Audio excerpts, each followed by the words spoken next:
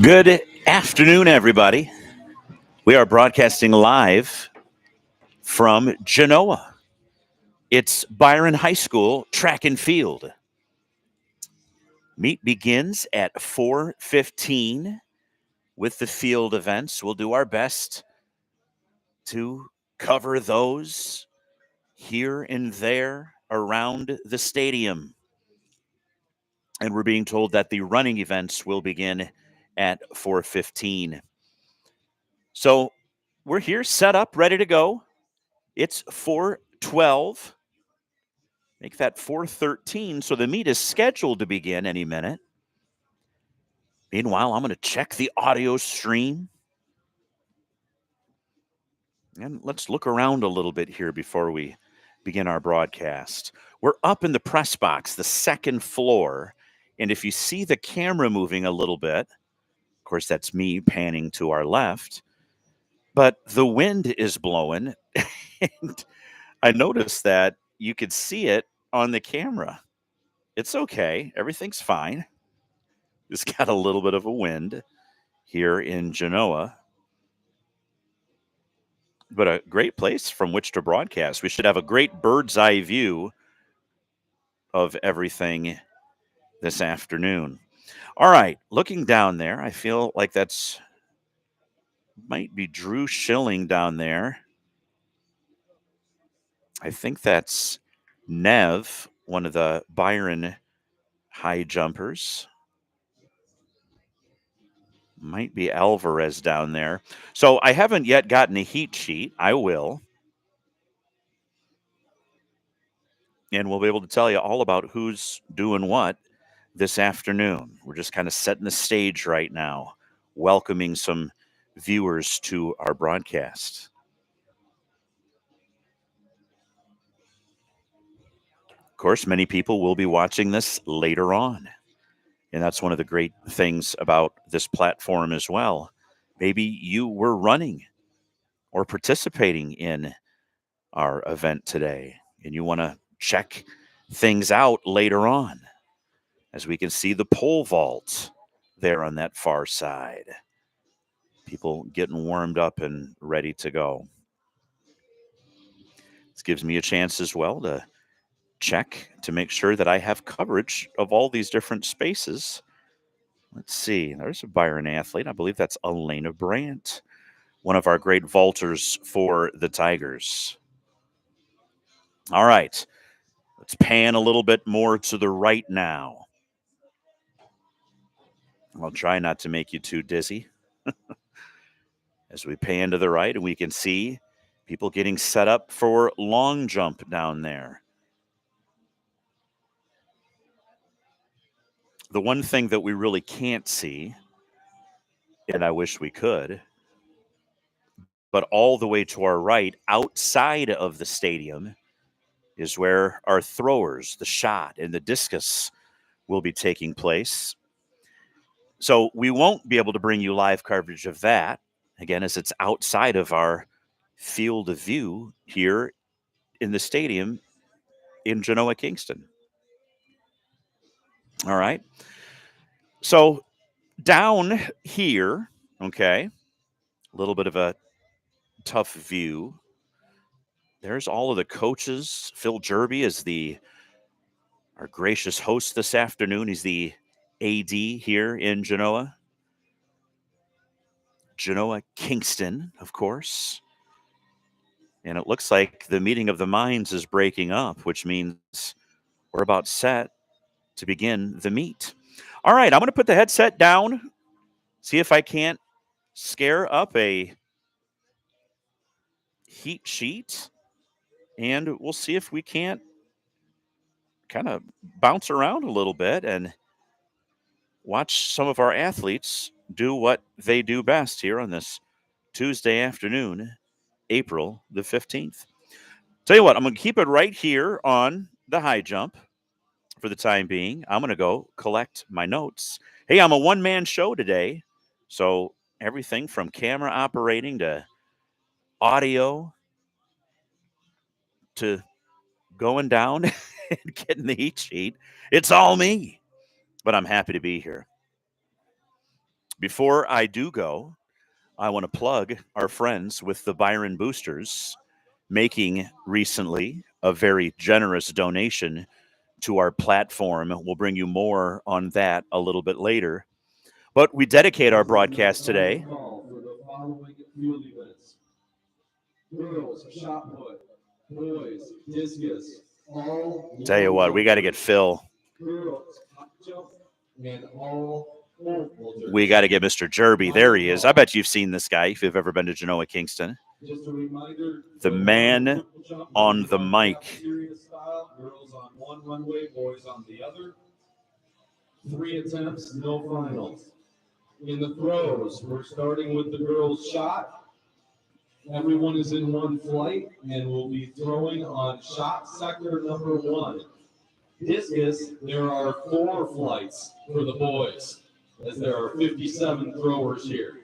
If you are in flight, did you hear that? 2, 57 throwers in this meet. It's a nice size meet. 57 throwers. Which is over near the shot put area. Again, final call field events. 3,200 meter relay teams. Just a reminder, we will make a first call at approximately 4:40. So you're about 20 to 25 minutes away from first call. Please plan your warm-ups accordingly. The only other race that we're combining today is the girls and boys 3,200. All right. Thank you to Mr. Jerby there, kind of setting the stage here. I'm going to go collect that heat sheet. You can see that it's 4:19 p.m. here on this Tuesday, the 15th of April. And we are starting out with our field events. Before Mr. Jerby hit the PA, I was saying that, of course, we always dedicate our broadcast to our main characters. They are our students. And not just students for Byron. Of course, this is a Byron platform, but we're here to support our student athletes from all of the schools. They're our main characters. And it's not just sports. Seems to me I'll have lots to talk about over the next couple of hours as we bring you this live coverage. But meanwhile, I was also saying that we dedicate our broadcast tonight the day after a generous award by the Byron Boosters, who are deciding to plug into this platform in support of our students. And they have the same philosophy.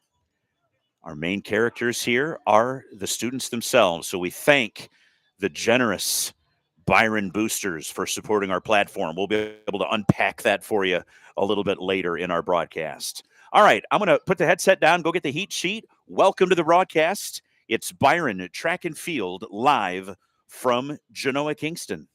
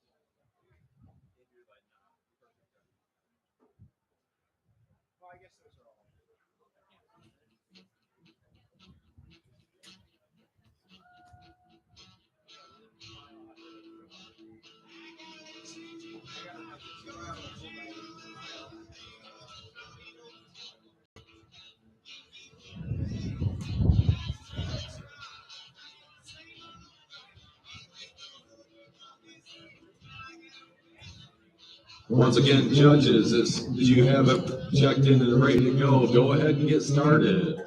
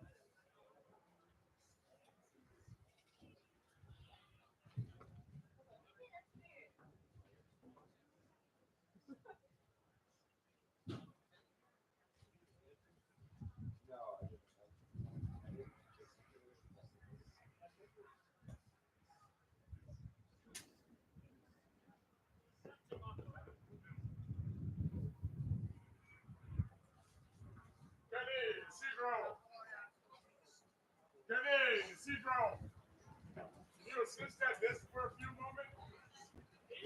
Yeah, you too. One more and we'll head over.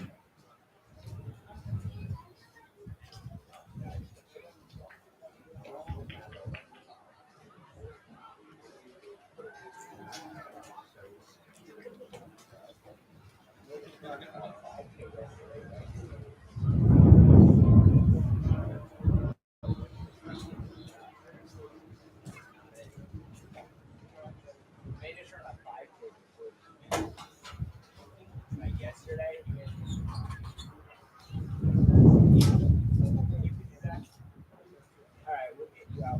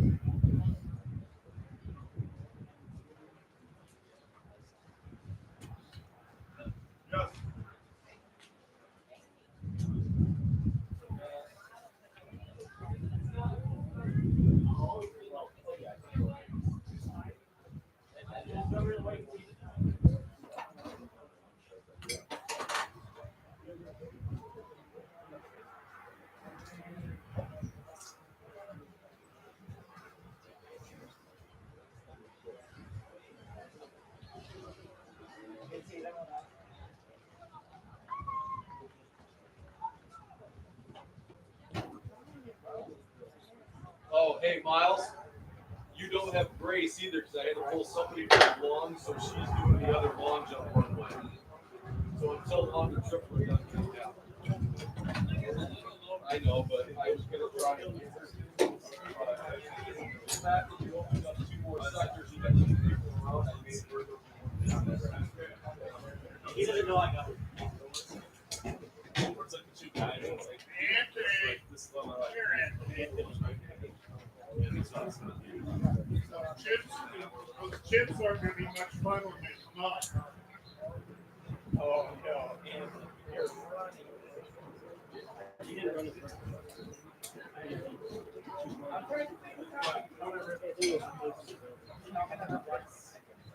Yeah, I know. We're gonna watch this.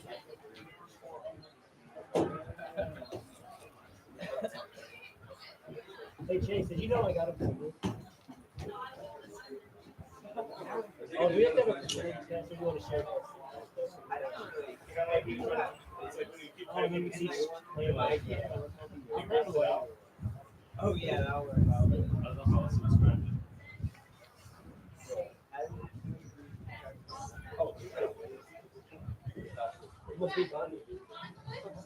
Noah, in about a minute, we're going to do a test shot on FAT. Give me a thumbs up if we're good.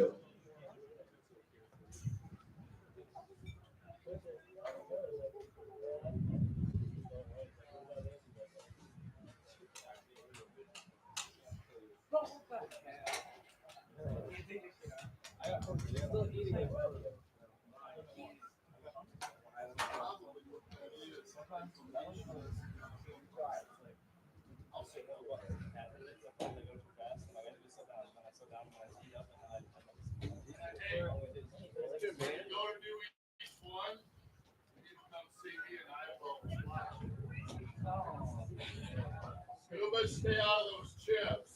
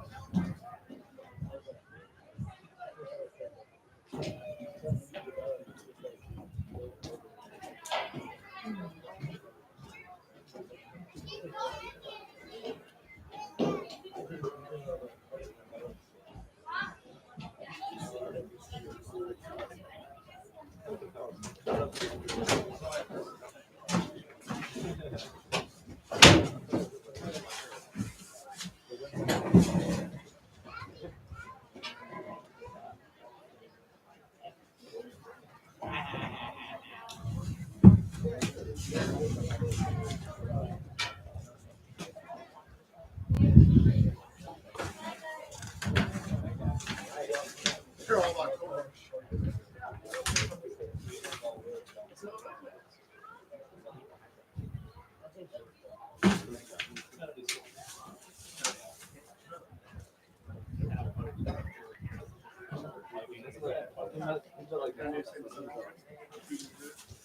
Yeah, he was trying to get that.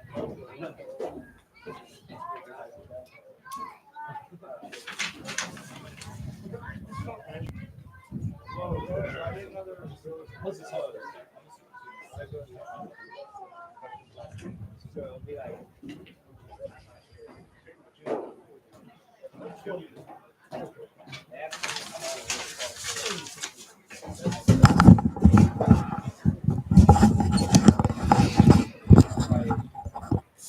All right, I'm back.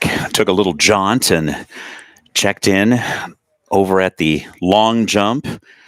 And as you can see, we continue to watch the high jump. And there's a total of 6 athletes participating. Right now, looks like a Byron athlete is getting ready to go. That's Nev Schilling.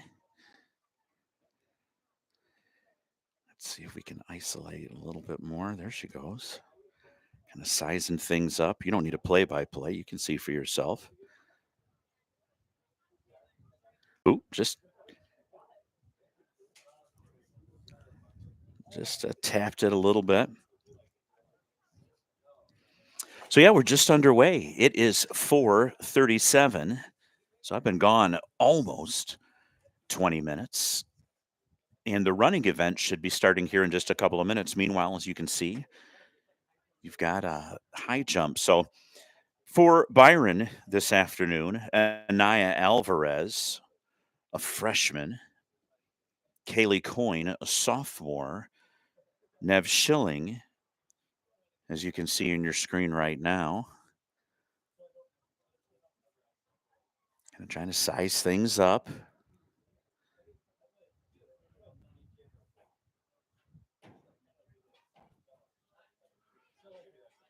Ooh, gosh, I mean, she just barely got the bar there. So we'll kind of keep it here and see if Nev can make this height. Again, we'd like to thank sponsoring, not necessarily sponsoring this specific broadcast, but in general for their support of our platform, the Byron Boosters. We're glad to have them along, partnering with the platform here on YouTube. We're Byron Tigers Live, and we're glad to have you along. All right, Nev Schilling, attempt number 3. No, she wants to try it again. Does Nev. Again, other Byron athletes that were participating, Anaya Alvarez and Kaylee Coyne, but it looks like all that's left is Nev. came in seated at a 1.52 meters, that is. Here comes the senior, Miss Schilling. Oh, just, I mean, a little kiss of the bar somehow. And she'll talk to her coach down there. That's Drew Schilling, her dad. Kind of get a chance to talk things over. So I'm assuming Nev is our champion this afternoon. And we'll make that official a little bit later on when we get a chance to see the heights and the distances and the times and so forth. All right, so congratulations to Anaya Alvarez, Kaylee Coyne, and Nev Schilling. Other participants, by the way, were Poplar Grove North Boone's Abigail Meyer. And from the host school, from Genoa here, Haley Dunn and Addison Vickery. All right, we're going to. This is first call for the boys and girls 4x800 relay. First call for the 3200 relay. The track will be open for another 5 minutes. Get your last couple of exchanges or block starts in. Once we start the 3200 meter relay, we will close the track. If you are utilizing any of the blocks anywhere on the track, please make sure to take them back to the start line and put them in the gator so that we'll have them for our races. Again, first call, girls and boys, 4x800 relay. So we've got our athletes down there doing the pole vault or vaulters. A little bit of a chillier, windy day this afternoon. The sun is out, but it's a cloudy sky.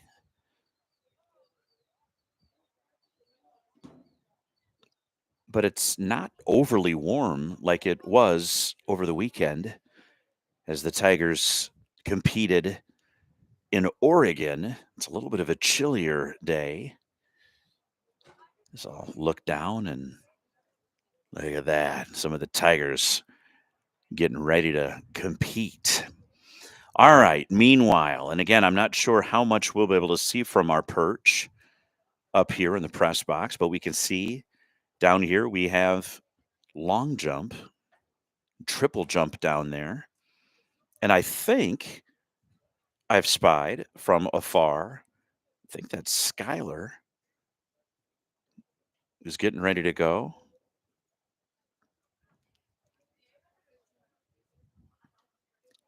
Skylar Palmgren is going to make an attempt here on the long jump. There she goes.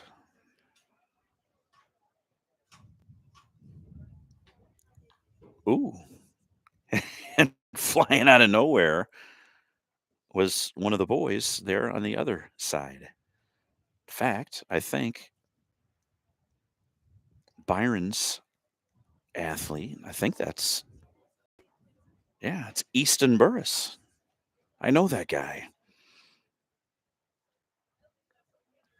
All right, this is the long jump. We'll try to get you some names to go along with the. You can't see the faces from this far away, but we'll get you some of the names. All right, this is Easton sizing things up. The freshman representing the Byron boys today. There he goes. Takes flight. They're going to measure. So that's a good jump. Final call, boys and girls, 4x800 relay. That's a final call for the boys and girls. A couple of other Byron athletes there. You're looking at the sophomore to our left, Maddie Fritz. And then to our right, you can just see her there near the center of your screen. She's getting ready to go. That's a freshman, Lucy Gura. I know the Masters just happened this last week. I feel like I'm out on a golf course. I don't have to speak quietly. I'm miles away, figuratively. Ooh, there's Lucy falling forward. Looks like a good jump. They're going to measure. So She's going to have a distance there. And here comes Maddie Fritz, the sophomore. You can see kind of how chilly it is. Fritzy's kind of got her normal attire, but you see Lawver in the background there, a Byron athlete. He's wearing his hoodie, and the young lady to Fritzy's left, she's got everything covered. All right, Fritzy's ready to go. Here she goes.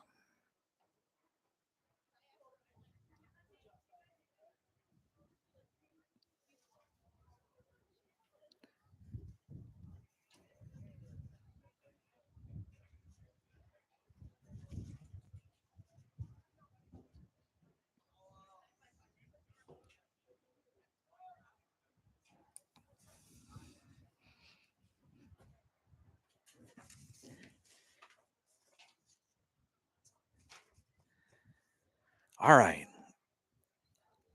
Long jump. Several Byron athletes. The one we didn't see yet down there was Brenna Hubbard, the freshman, who's done an outstanding job for us this season. We don't have any distances here yet. Some of our athletes, I should say. But Brenna Hubbard does not, because if they weren't able to jump over the weekend, I mean, this is really only the second meet of the season. And for many of these athletes, it's the first time actually outside. Anyway, Hubs, as I call her for Byron, the freshman. Fritzy, that'd be Maddie Fritz, the sophomore. And then Lucy Gura, a fine freshman. She had the second highest seed time, or seed distance, I should say, at 4:61. Skylar Palmgren, the strong senior of the Tigers, was listed here as the distance to beat at 4:74. That would be meters, of course. Representing Byron in the boys down there, Jacob Lawver, the aforementioned, saw him wearing his hoodie. Easton Burris, we saw him jump. Tyler Druin as well. So those three Tigers will be representing Byron down there as they kind of wrap up the long jump. Remember, we cannot see to our right. I mean, let's see if you can see just a little bit of it. There's the scoreboard. And it's not so much, the angle. We could move our camera ever so slightly and maybe just see a little bit of it down there, but you can see the areas where they're doing the discus and the shot. Meanwhile, away we go with the running. The running events have started. I believe this is the 4x8. And there's several teams. Looks like one girls team in the mix.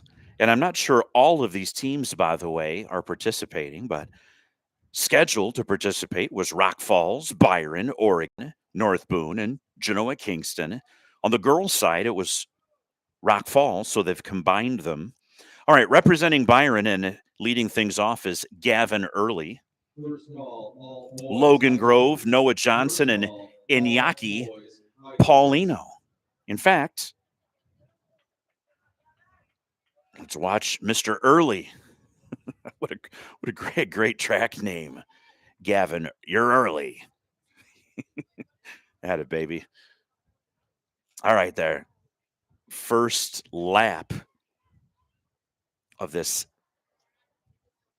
4x8. It's a 2-miler when all is said and done.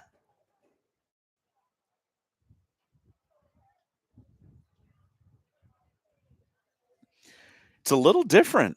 We're just building this platform.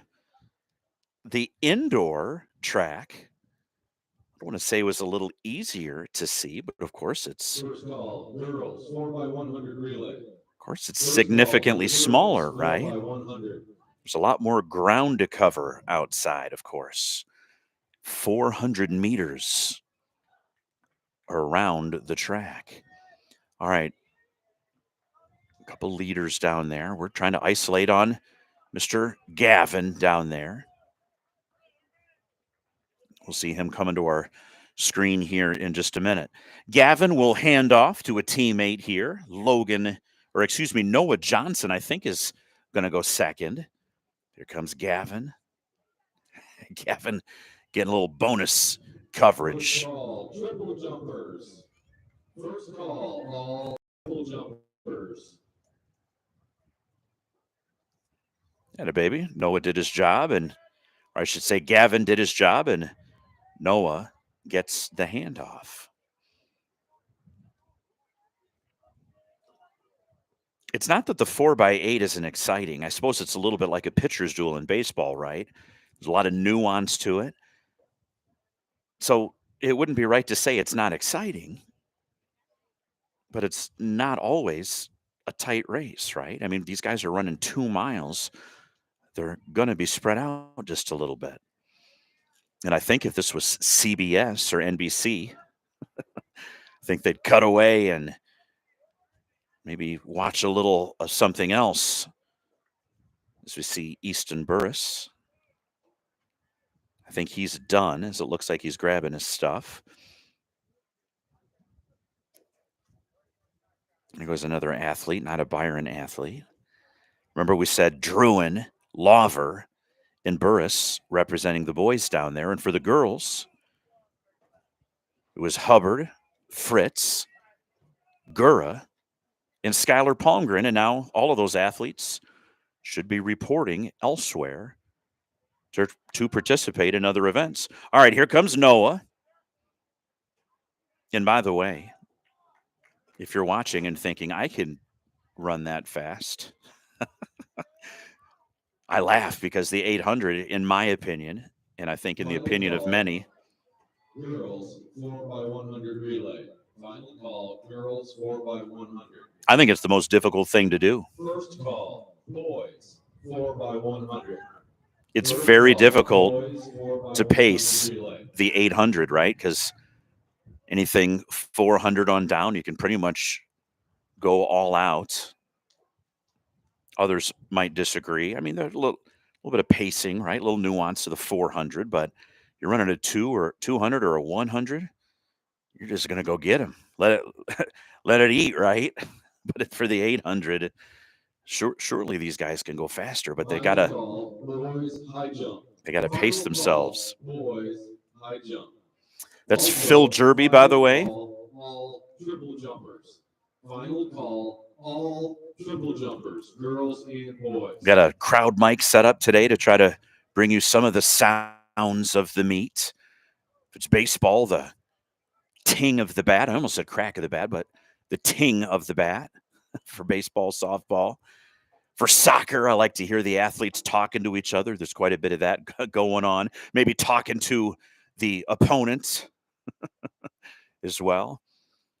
All right, this is Logan getting the baton from Noah. And there goes Mr. Logan. All right, down here, they've just called for triple jump.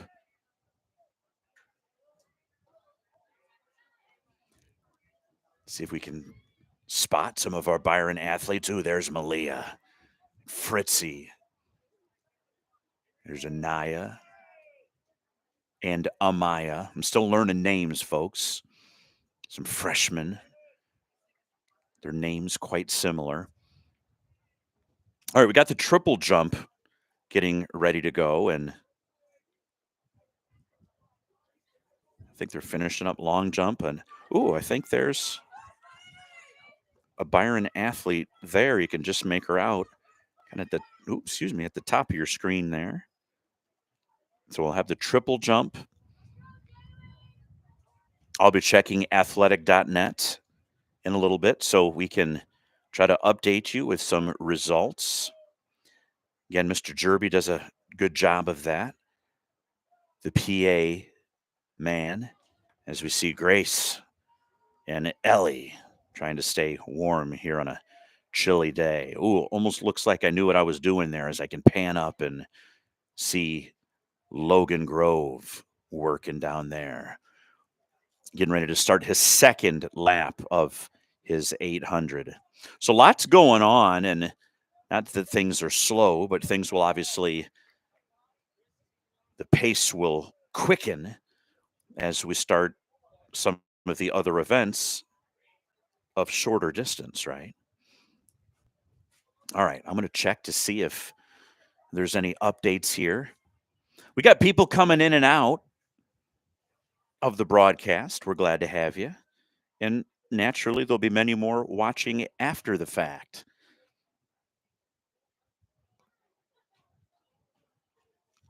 Whether you pop in for a while or you're here for the long haul, we're glad to have you along. Nice, relaxing afternoon, at least for me. And if you're watching, at least for you, right? These athletes on a little bit of a chillier, windier day here working.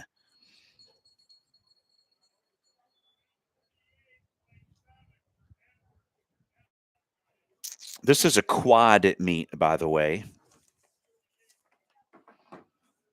So we'll see Rock Falls, Genoa, Kingston, Byron in Oregon. I think there's a scattering of athletes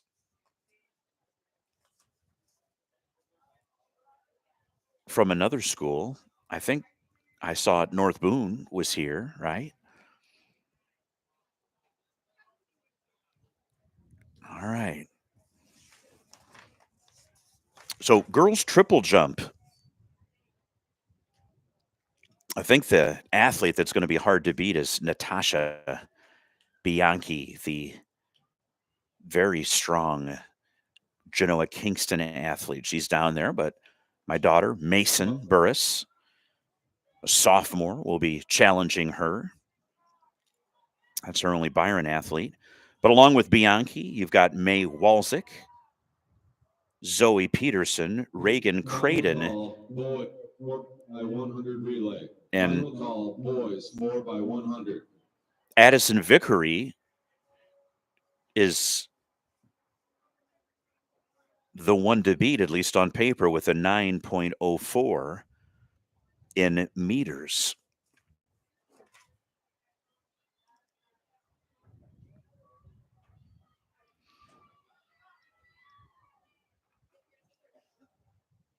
I will see if they're going to have this on athletic.net, but I'm going to be honest with you. I wonder if Mr. Jerby concentrates more on running a strong meet and inputs everything a little bit later. Tell you what, I'm going to go see if I can't figure that out, because otherwise we're not going to have any results for you. All right, we'll be back in just a moment. We'll keep the camera on down there, getting ready for triple jump. We'll be back in just a second.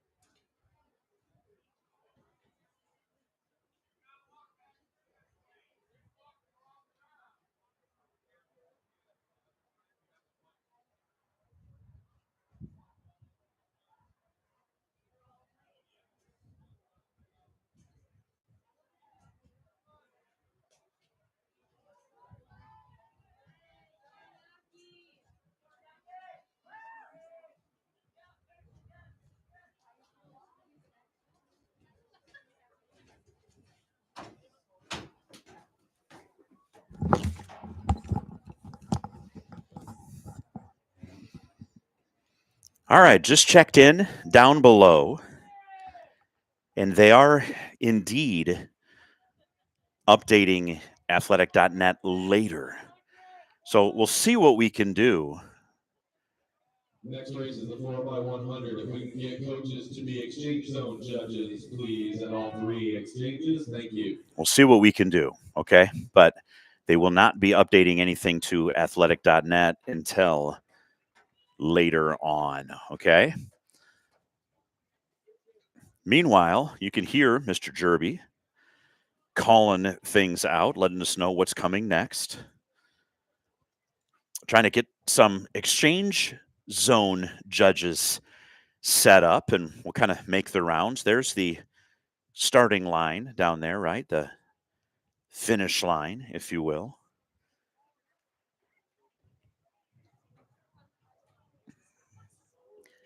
There's one exchange zone judge down there. All girls and boys, 3,200 meter run. First call, girls and boys, 3,200 meter run.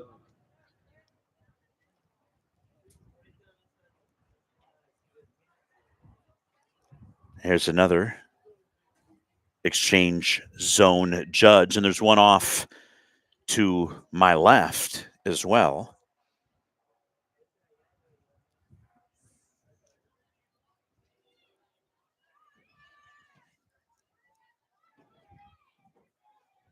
Here comes that Rock Falls athlete finishing things up for the girls 4x8, okay?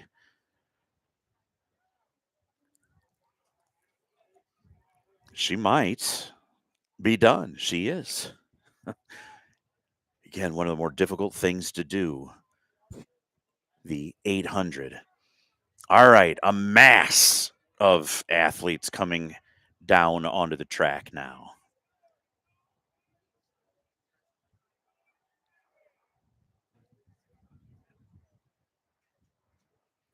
So they're getting everything staged.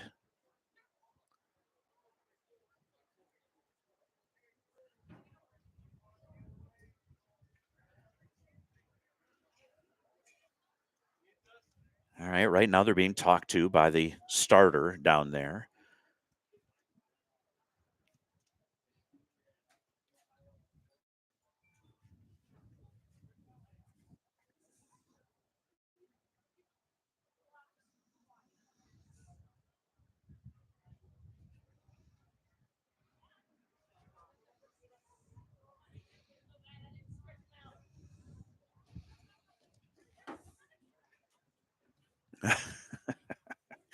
This is great.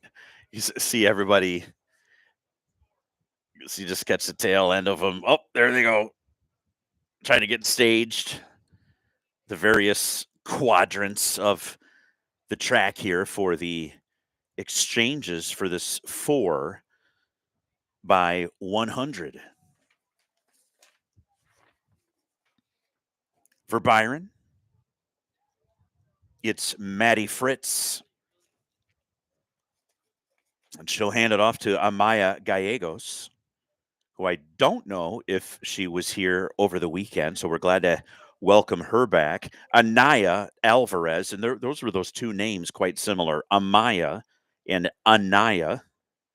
And then, well, everybody knows Malia, right? From not only track, but from basketball. Malia Morton will be the anchor. All boys high jumpers and all girls and boys triple jumpers should have reported at this time. Boys high jump and boys and girls triple jump are beginning at this time.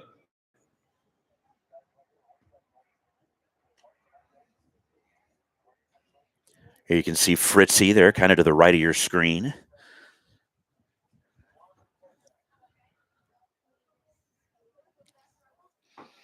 There'll be teams from Poplar Grove, Genoa, Rock Falls. Actually, as it reads here in the heat sheet, Genoa Kingston, the host school, will have 3 different teams participating. We'll see if that holds true. I see at least 2 of them out there. All right, they're in the hands of the starter. This will be Maddie Fritz.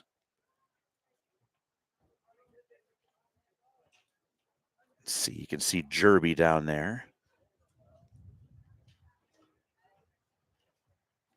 There he is, just kind of communicating up here with the press box.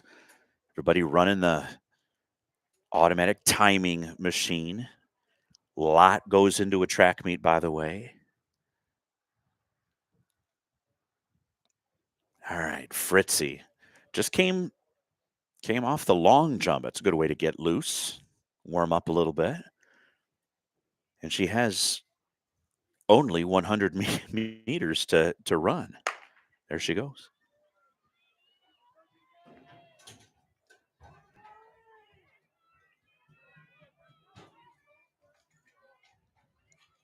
Difficult exchange in this very fast-paced 4x1. Apologies, my cameraman there. That's just me, by the way, doing my best.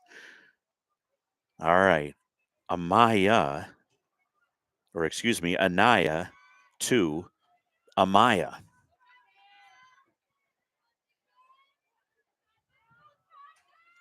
To Malia, but man, look at Bianchi go. And I don't think our athlete, Malia, is going to be able to catch her. But Malia can cook as well, and there comes the rest of the field. So Byron's going to take second here to Genoa Kingston in this 4x100. GK's A team won, and Byron goes second, and then the rest of the field. And that'll bring up the boys. 3,200-meter run. It's a final call for the girls and boys. 3,200-meter run. Hey, if you are watching live, and we'll have people kind of coming in and out, but tell somebody, tell grandma, dad's on a business trip, mom's on a trip, friends, let some people know so they can watch the meet as we grow our platform. Again, thanks to the Byron Boosters for supporting our platform. Byron Tigers Live, generous donation earlier this week to support us financially with upgrading our equipment. And we're, excited is an understatement, but we'll be able to upgrade and improve the quality of our broadcast equipment. Man, I'm excited about that. All right, there should be two heats here of the boys 4x1. I can report that some of our faster runners for the boys are not in attendance, and I say that with as much grace as I can. It's not like anybody else participating is any kind of a slouch, right? But some of our fastest guys are sitting this one out today in preparation of our home meet on Thursday, right? So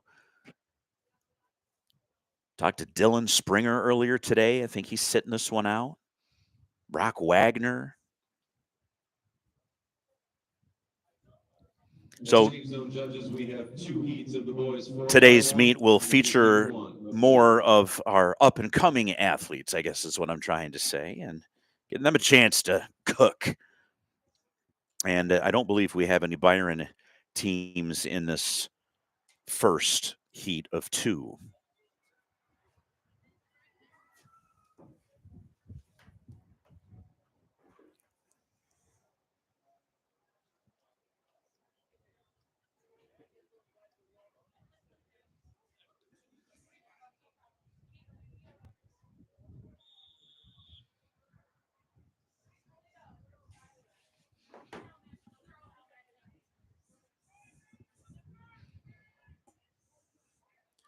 All right, this will be heat one.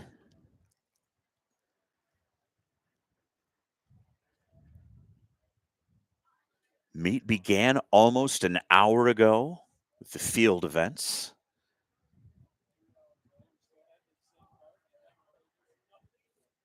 Meanwhile, let's see if we can check out the triple jump since we don't have any athletes participating in this first heat of two in the 4x1.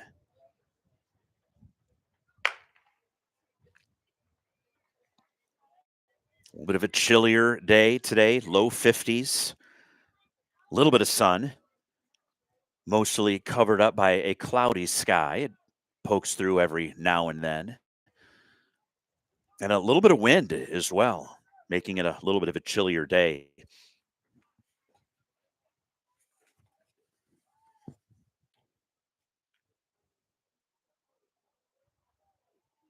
All right, I see Mason Burris to the right of our screen, getting coached up by one of the Byron coaches down there.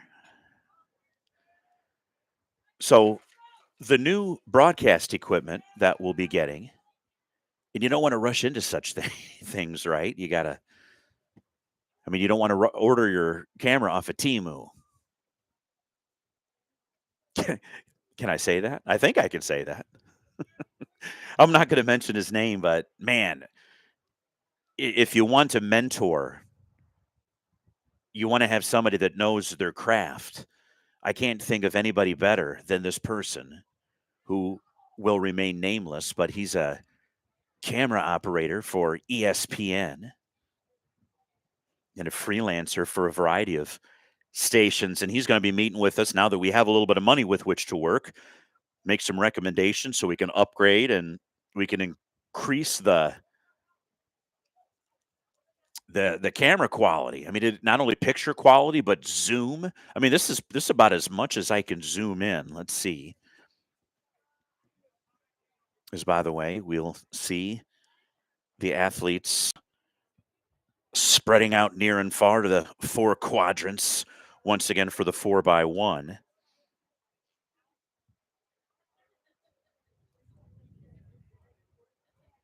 There's Easton Burris. Somewhere behind him is Sister Mason competing in the triple jump. All right.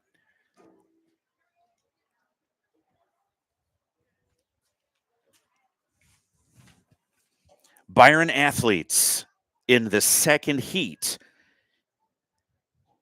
mostly freshmen. Wyatt King will get things started. He'll hand it off to the aforementioned Easton Burris, who will hand it off to Elliot Blosh. And then Xander Lindquist, the junior, in no time, by the way, for Byron, but they'll be up against some teams that can really cook. Oregon, 46-4. Technically, 46-49. Rock Falls, a split of exactly 46, and then GK at 46-08. All right, Mr. King will do the honors here for Byron. You can just see him there to the left of the pole. Nothing we can do about that, by the way. I mean, it's bad enough if you're at Wrigley, right? And you get ready to sit down in your seat and I'm behind a pole. I guess that's just bad planning. But in our case up here in the press box, there ain't nothing we can do about it. Anyway, Wyatt King, he'll get things started for Byron in just a moment.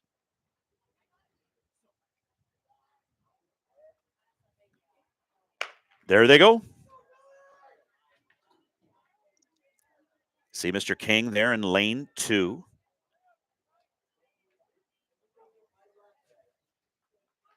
Hands it off. There goes Burris.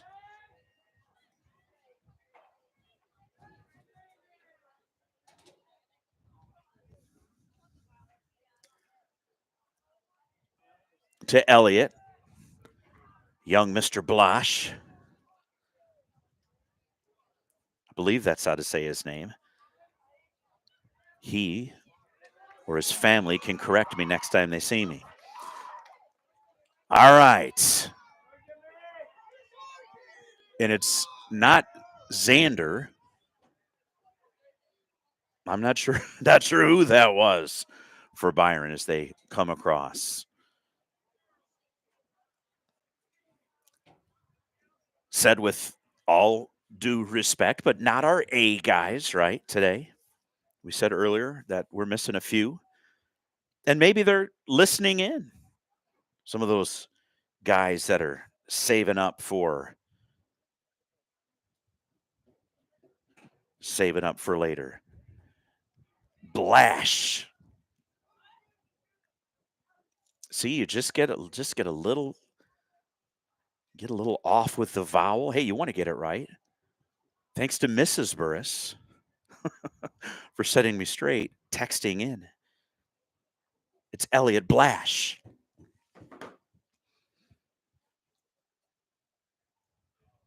All right. I think we're on to a doozy. This will be the 3,200 meter. And I can guarantee if this was on ESPN or CBS or what have you, they'd absolutely cut away for part of this. But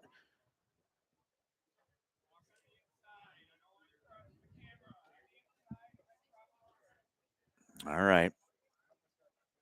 I was listening as some commands were being spoken there by one of the GK hosts, trying to make sure people don't get in the way of the camera. You can see also that they'll be setting up for the hurdles. Not a huge field here, by the way, for the 3,200. That's 2 miles. They'll combine, and there's a field of girls out there in Haley West of, I believe, Rockford Christian. Oop. Multitasking here. Amy Finney and Colton Thompson of Rock Falls. Gunnar Damhoff. Oscar Balsley. Simon Anderson. Michael Mozzarelli. Braden Dietrich, and Micah Hilliker for the Tigers. All right, we'll cut away. See if we can't see what's going on down there in triple jump. And again, anybody listening, We are not going to need lane 8. All we need is lanes 1 through 7. We can stack 4 in lane 4, and we'll slide them over after the 32 is over.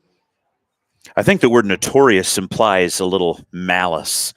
But when I use it here, I mean no insult, but GK is notorious for not doing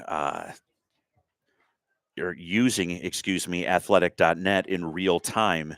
Mr. Jerby and his staff, as we can see, Braden Dietrich, Michael Mozzarelli.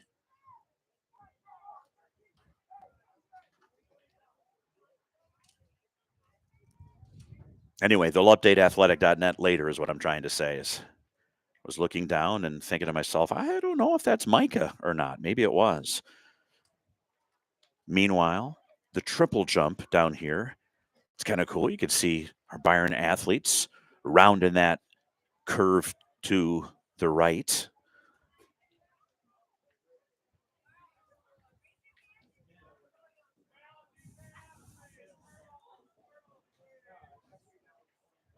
I always like coming out to GK. I think they run a good meet. Yes, they don't have the athletic.net updated. So you just wait. But you can see everything, and Mr. Jerby runs a tight ship, keeps things moving. I think that's for those people that are here live watching or in attendance watching live. You like to keep things moving, right? All right. This is the 2 mile. You're going to see Dietrich. That is Micah down there. There goes Dietrich and Muzzy, the mayor, we call him, Michael Mozzarelli. And there is Mikey Hilliker. So a trio of Tigers in succession there. See Dietrich left of your screen. Muzzy, the mayor, and Micah Hilliker, the junior. Now, someday, will this platform have multiple camera angles, remote cameras, and we'd like to think so. We'll have some different types of production, replays, if we're doing basketball, right? Or let's say Caden Considine hits a home run. Braden Knoll scores a touchdown. Although sadly his touchdown scoring days are over for the Tigers. He's a graduating senior, but we got a lot we can do with this platform. And again, with our philosophy of keeping the players, the students, the main characters, as we see Dietrich, we'll eventually have student broadcasters, student camera operators, video, audio, all the graphics, and even the on-air talent. We'd love it to be students, but we had to get the platform launched. Talking to Rich Wessel, our entrepreneur teacher. 110 hurdles. First call, all hurdlers. As I was saying, Rich Wessel, our entrepreneur teacher, maybe working on some sales and marketing with our students. Kathy Driscoll, the art teacher, is interested in getting involved with some of our graphic production. Thank you. Speaking of Caden Considine, thank you to his uncle, Ryan, who reports on the score at home from baseball. He says it's 6-0 good guys. Byron in the lead. I tell you, they didn't struggle necessarily. They went down south. We're talking about the baseball team here for a minute. Had a great opportunity to do their game last week and look forward to my next time doing baseball and softball and soccer and everything else. But Byron went down south. They didn't struggle. Went 2-2 down there, if I'm not mistaken, but had to improve their situational hitting. And they sat down for a team meeting under the direction of head coach Dale Hartman and staff, and surely some of the leaders were able to speak out. Not to dramatize things, right, but to get on the same page about situational hitting. And they've corrected things, and Byron baseball's on a winning streak now. Upcoming broadcasts, by the way, we'll have more athletic coverage, but next week, we may not be there the entire time, but we'll make the rounds at the Junior Research Fair. How cool will that be to check in on some of our scholars, right? We got the scholar athletes, and in that case, next week, we'll be able to bring you some coverage of our scholars talking about their semester long, if not year long.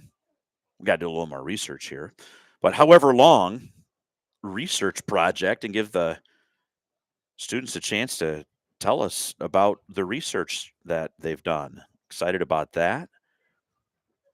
Speaking of entrepreneur,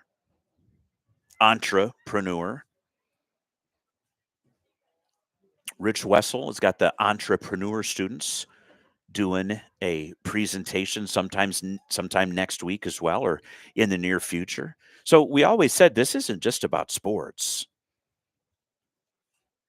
Although, let's be honest, we love doing the sports as well, but we want to do speech and research fairs. Anytime the Tigers are cooking on stage or on the athletic field or whatever it is that they might be participating in, we want to be there to support the main characters, the Byron students. All right, Ryan Considine, thank you, sir. 6-0 good guys. Byron in the lead there in a conference matchup. They weren't worried, but the word on the street was, hey, we better take this opponent seriously. Everybody was saying they beat North Boone. They beat North Boone. North Boone, one of the stronger teams in the area. Followed them last year all the way out to Rockford Rivet Stadium. No, that's not true. Excuse me. That was Sterling Newman. Anyway, North Boone, one of the teams at the Byron Sectional that did very well. How about that? And that's the thing about baseball. Softball's a little different. You have a stud pitcher who can go many innings. You're going to come out on top more often than not. But in baseball, not only do you have to manage a pitching staff and do something they didn't do back in the day and manage pitch counts, right? But you never know in baseball or softball if somebody's going to hit some rockets, but right at somebody. In any case, the Tigers, baseball-wise, off to a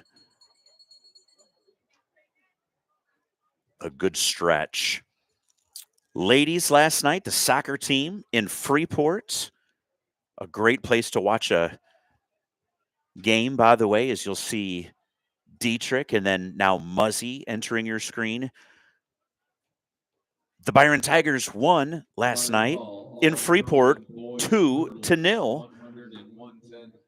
And that's a quality win for Andy Stavdom and his program.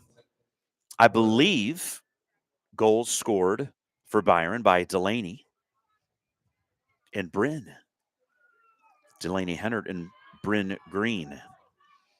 All right, there's Micah. Well, let's see if Micah works a little bit. Little nuances. Atta baby. So the nuances of a 2-miler. Micah going to pass a few people and take some momentum into that turn there just behind the big scoreboard.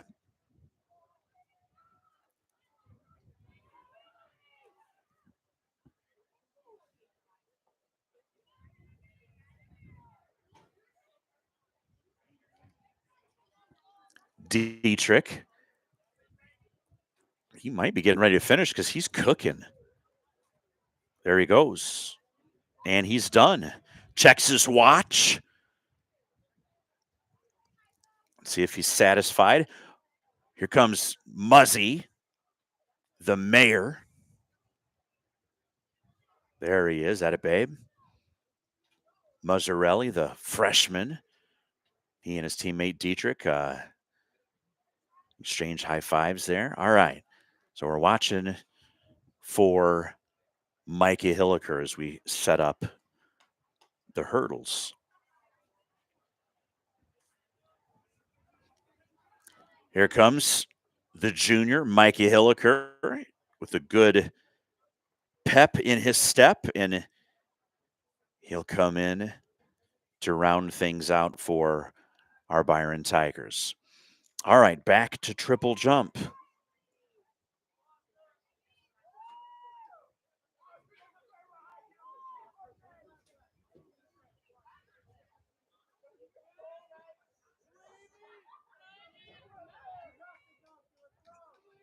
All right, this is our sophomore, Mason Burris. She'll be busy today on the track. Meanwhile, triple jumping. Part of our very strong 4x400 meter relay team. Mason Burris. Here she goes. Difficult to see right from this vantage point, but it looked like a solid jump for Burris.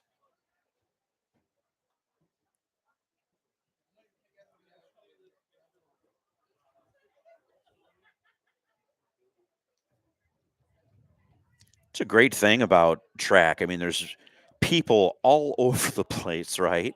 If you've ever been to a track meet. And by the way, I was a baseball player. And if I'm being perfectly honest, I don't think I had been to a track meet in my life until my kids started to compete. And now I'm an old I'm an old expert, if you will. Burris is going to warm up. It might be a while before she jumps again. But, I mean, these track meets are notorious for overstimulation. There's people all over the place. And it's cool because both at the middle school level and here at the high school, you got coaches all over the place as well. And you may never see it, but they're there constantly giving encouragement and little tweaks, little things to think about. And we're very proud of and very glad for our middle and high school track coaches here in Byron.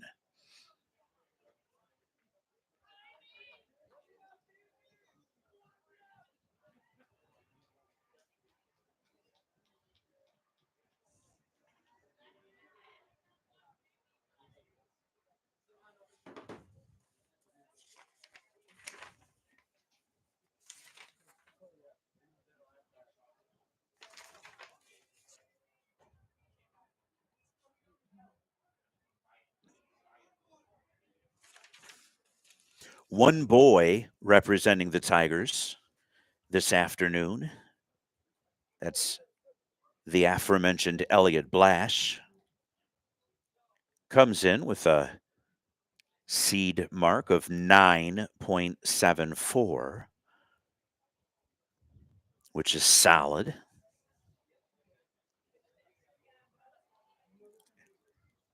Honestly, I struggle with the distances in meters. You can use Google if you'd like. Why did the U.S.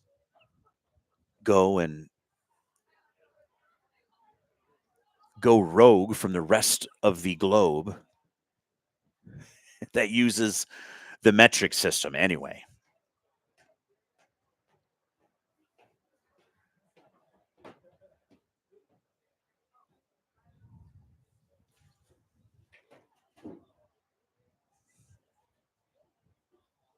All right.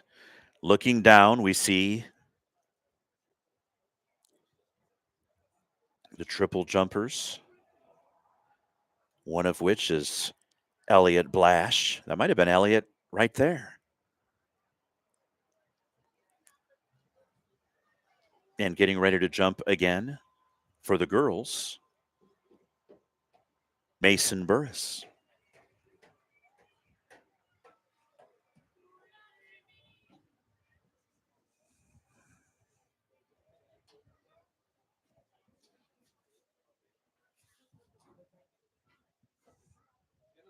Her coach down there, Kelly Johnson, working with her kind of in between attempts.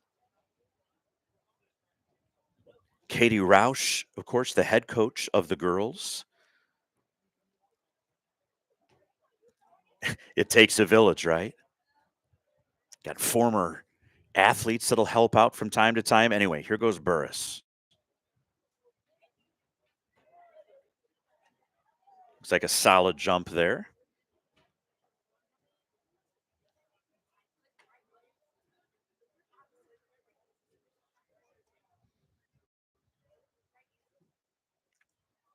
Again, Mason Burris, the sophomore. Coach Kelly Johnson down there giving some support, talking things through.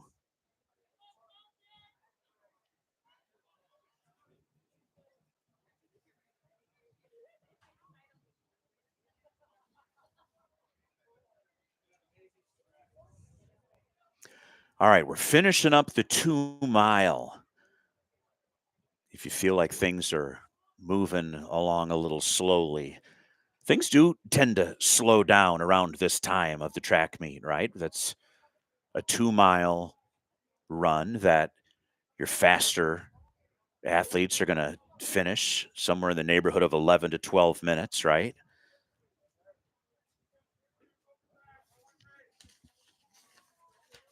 And some of the slower athletes, and I would include myself among those. I mean, let's be honest. I mean, we have one heat of girls, then we'll move it back to the blue. I was always, for 2 heats of the boys. I could say I was a faster runner than I was good at running distances. But even if you're, I guess my point is this, even if you're one of the slower runners now, It's like being a golfer. You're still better than all the rest of us that didn't go out there. You know what I mean? So these 3,200-meter 2-milers, we salute you.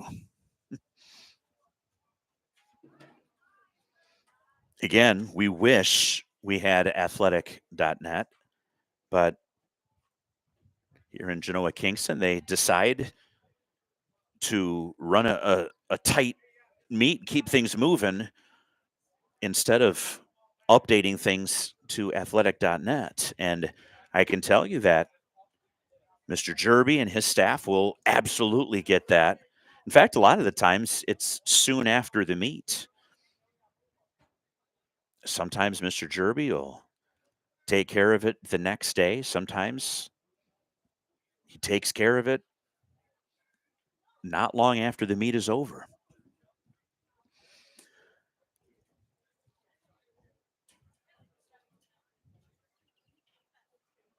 All right, so triple jumpers finishing up. Elliott, Blash, and Mason Burris representing the Tigers. Meanwhile, we're going to have the hurdles. And there's the whistle. Girls, 100-meter dash. First call, girls, All right. 100-meter dash. Only 4 athletes. Lombardo of Rock Falls, Malia Morton for Byron, Emma Rumley of Rock Falls, and then from Rockford Christian, Haley West. Here's what I'll say is that Malia Morton absolutely destroyed the field in Oregon. And I'm talking some big schools were there. My alma mater, Guilford, among them. And Malia just absolutely destroyed the field. Look at her go. Malia Morton, the junior. Nobody's even in your picture. Look at her go. Morton's going to take it. And easily. My goodness. Students will say glazing if you give too much praise these days, but I don't think I'm glazing when I say that Malia Morton destroyed the field. So we'll see if she PRs. I don't want to say it's not really a PR kind of a day. It's a little bit of a smaller meet, right? It's a little bit chillier, a little bit overcast, a little bit windy. Quite frankly, all of the conditions aren't necessarily conducive to PRing, not that some won't. But whether that's a PR or not, Malia Morton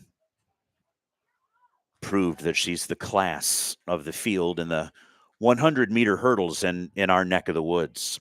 All right, that was the one and only heat for the girls. There looks to be 2 heats for the boys. Normally, we'd have some athletes participating, but as we mentioned earlier, some of our older boys are not participating for no good reason other than to let some of the younger athletes participate, see what they can do, and some of our older, more established athletes will save themselves for another day. And it does not appear that Byron will have any athletes in these hurdles.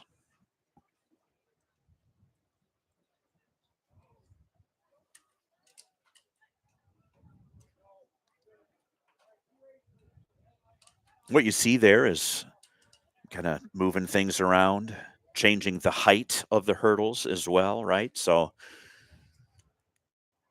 the girls run the 100-meter hurdles, the boys 110 meters. And a little bit of a higher height as well.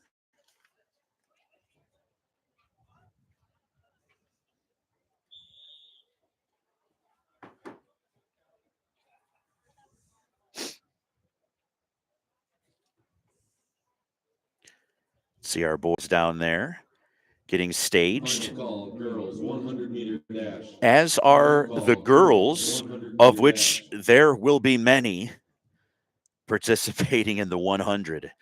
And again, it's kind of a meet. It's still early in the outdoor season, right? Coaches can get quite a few athletes an opportunity and kind of see what they can do, right?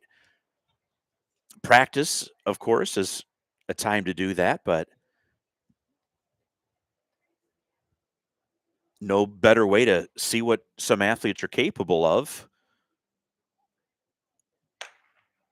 than in an actual meet.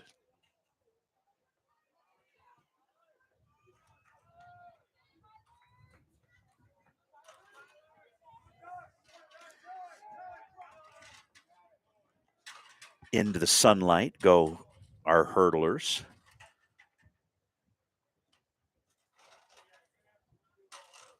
And it's tough, I tell you what.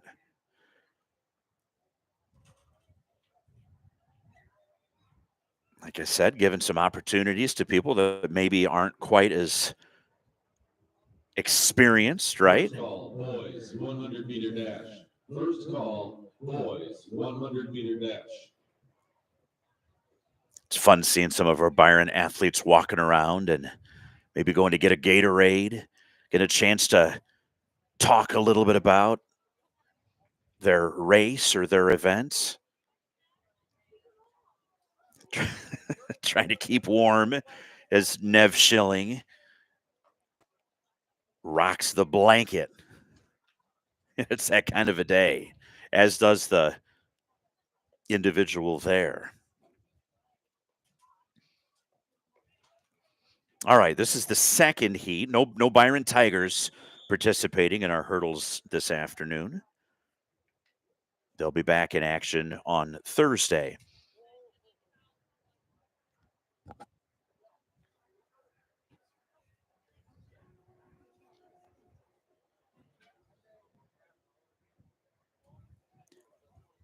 And again, in case you find that there's way more people down there than participants in this second heat of the hurdles, you're right, because on the heels of these hurdles will be the 100-meter dash,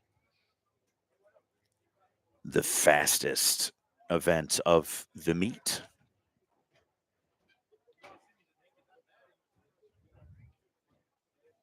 All right, Mr. Starter.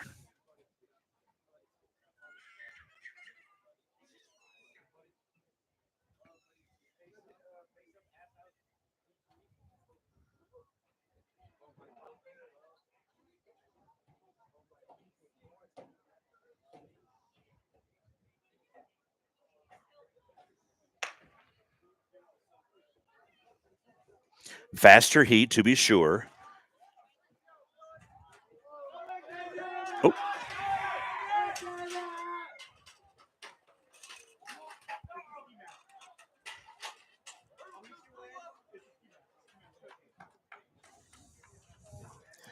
Yeah, some contact was made with the hurdles, but nobody hit the deck.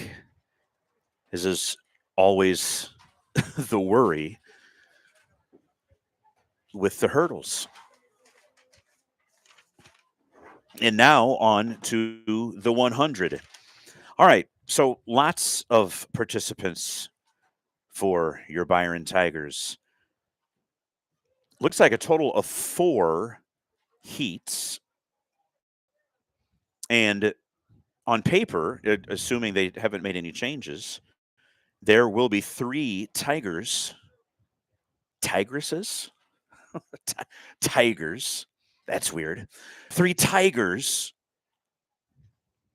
participating in this first heat in Elena Brandt, Anaya Alvarez, and Brenna Hubbard, a.k.a. Hubs.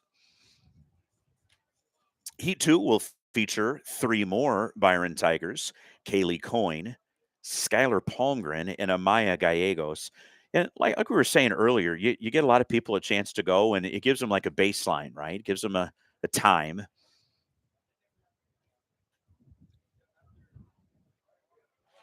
None of these Tigers, other than Aura Martin, who's in the third heat. None of them have an outdoor time yet in the 100. So watch for the three Tigers. Final call, boys, 100-meter dash. Final call, boys, 100-meter dash. We have 4 heats of the girls 100, 7 of the boys.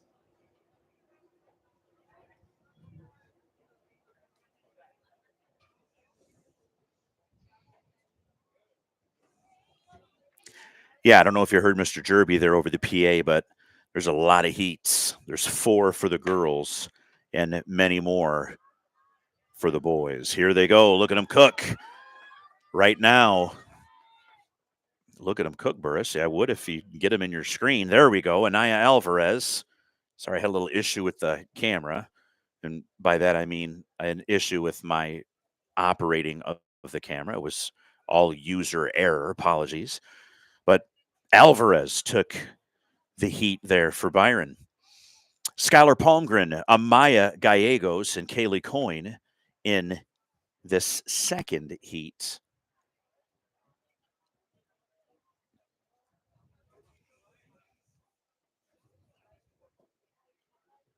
All right, I'm going to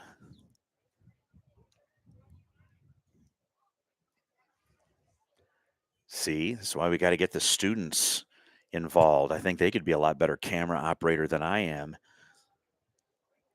I'm looking forward to coaching some of the young folks to broadcast some of the tricks of the trade, as I've been doing this for 25 years. Not track, by the way, but baseball, softball, a lot of basketball, a lot of football. And it's been a lot of fun to do track. I'm absolutely enjoying it. It's a great sport. All right, 3 Tigers in this second heat. There's the gun. There they go.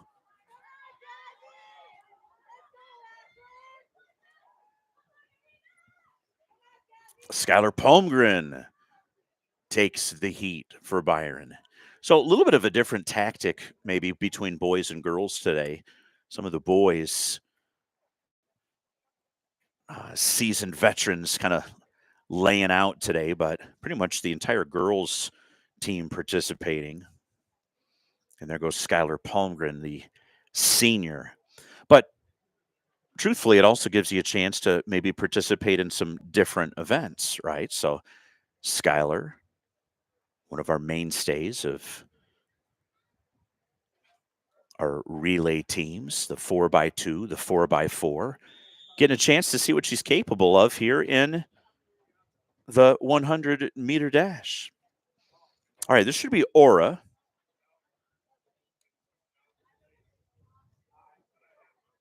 One of our younger athletes will be running this 100. And then I don't think Byron will have any other participants in heat number 4, but we will be obviously covering any boys that are participating in the 100. Meanwhile, Aura Martin in this third of 4 heats.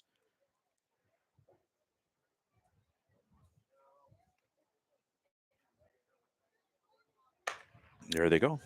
Always a little bit of a delay between the sound of the starter's gun. As into the sunlight they go. There goes Aura for the Tigers. All right, I won't challenge myself quite as much with this fourth and final heat, as there will be no Byron athletes participating.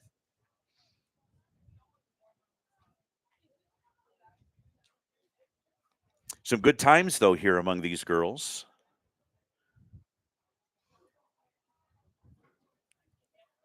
Jessie Fredrickson of GK will be in lane 4 with a seat time of 13 seconds. That's pretty fast. All right. After this final girls heat, there'll be 7 heats for boys. We'll try to mention all of them as we kind of get into it. Looking ahead here, too. Wow, we got the 800. Ooh, Emma Ferranchi. Hey, on paper, Emma Ferranchi's got the time to beat, but there'll be some fresh faces for Byron that have been recovering from injury, namely Grace Burns and Eleanor McHale, so that'll be fun. Got some boys running as well. And of course, lots more to come in this quadrangular meet here in Genoa Kingston.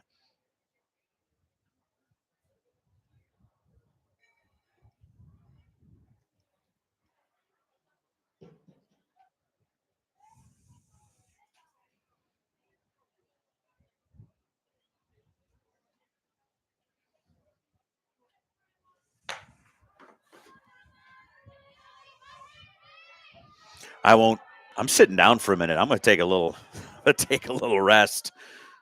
But that is the fourth heat, the final heat for the girls 100. No Tigers participating. But we'll have several gentlemen in the boys 100 meters. Hey, a little bit sunnier now here in Genoa. Lots of clouds in the sky, but the ones you like to see this time of year. It's a little bit of cloud cover. I feel like if I was a real camera operator, of which I only pretend to be one, they'd say, hey, show some of the, if you're going to talk about them, show some of the clouds. Well, there you go.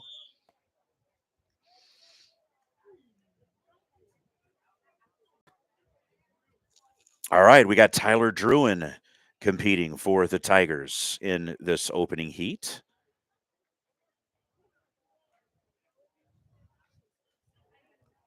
Kind of getting set up down there. Mr. Druin representing the Tigers.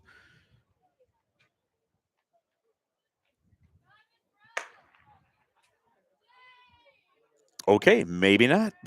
They did a heat with only two guys, and so we're going to have to wait and see. So here's the guys that I was expecting to see: Tyler Druin, Noah Brock, Dylan Dock, Avon Pendergrass, Jacob Lawver. I don't know. Maybe they have had some scratches down there, and apologies for my camera angle there as I was trying to make some heads or tails of who's going. All right, a couple of Byron athletes there in your screen. First call, girls, 800-meter run. First call, girls, 800-meter run.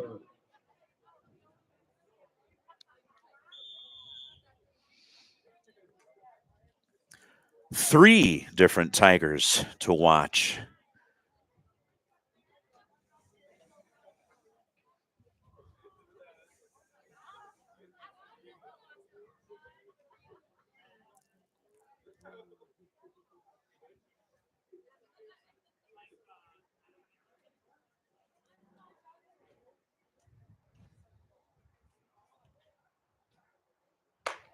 There they go.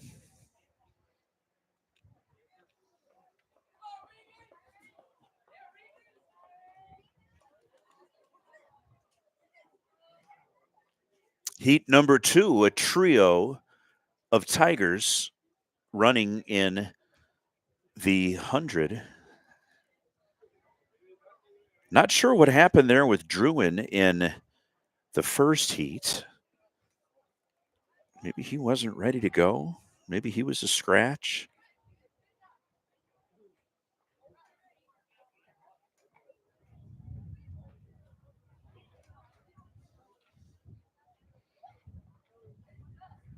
Something didn't feel right, maybe.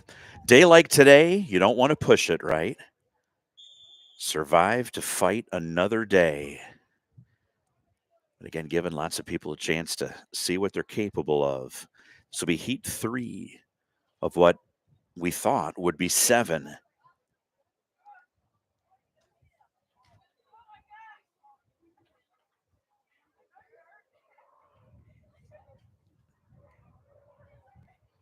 believe this is Lawver running for Byron.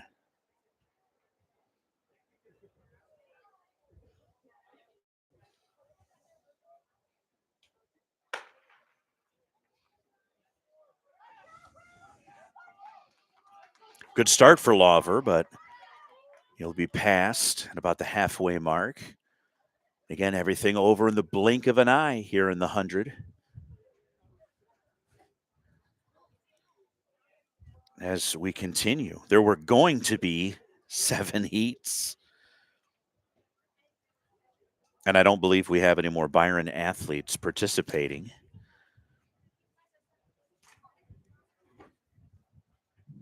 Final call, girls, 800-meter run. Final call, girls, 800-meter run.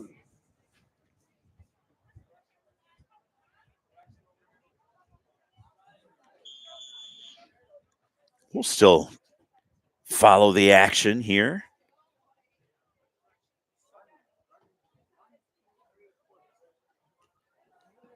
This is heat, I believe, 5 of 7.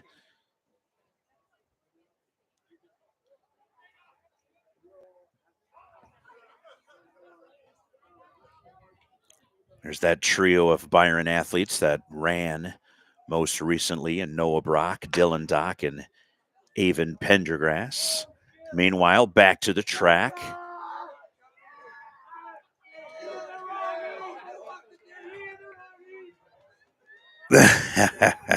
His buddies are saying, "You're in the wrong heat." I don't know if that's a sarcastic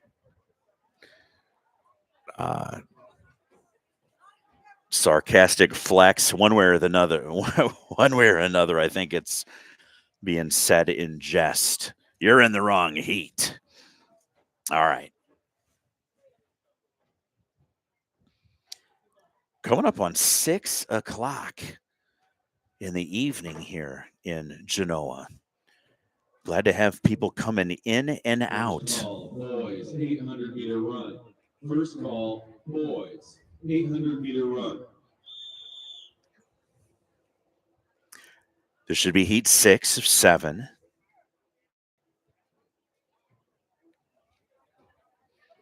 Again, thank you to the Byron boosters, who along with Byron 226 are going to help us upgrade our equipment and continue to grow this platform with a better camera and tripod, another headset.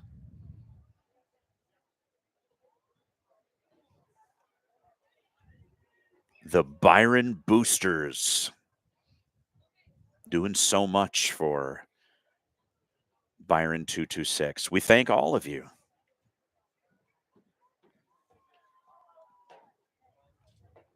I could name names.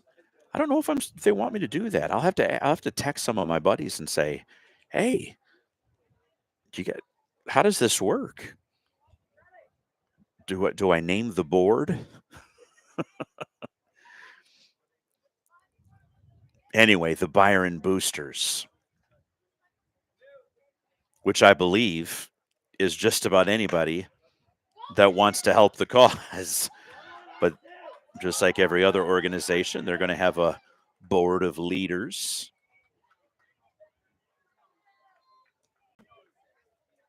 And we thank them for their support.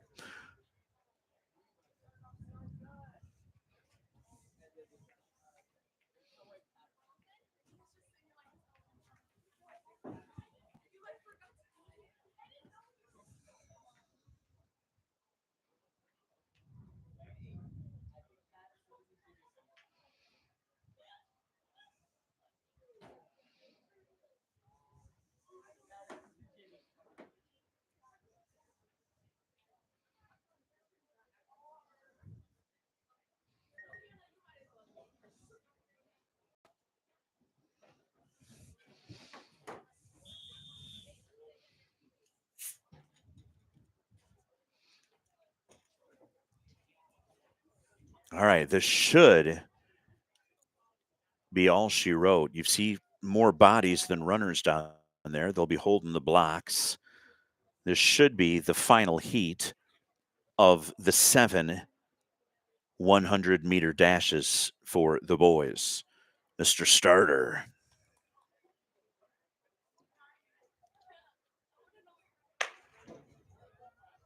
There they go.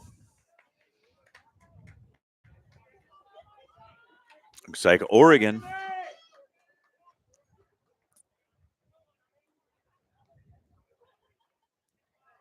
All right, that's the end of the sprinters, and not all of the sprinters, but how about this? The super fast sprinters. I think some 200 runners would take offense to that, but the 100-meter dashes and hurdles are over.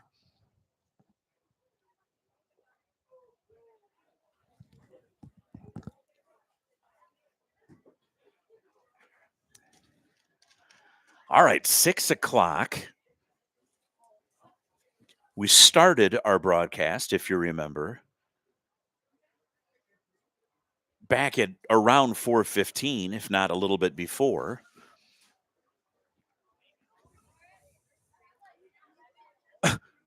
One more heat. One more heat.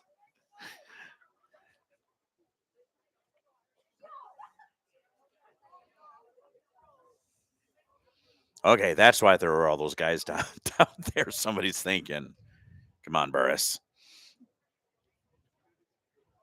All right, this is the final heat. Let's do some. Let's see if we can see the gun and then see when we hear it. There's always a little bit of a delay.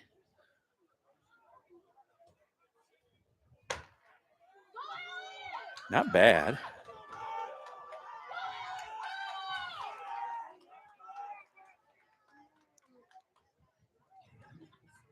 Final call, boys. All right. 800-meter run.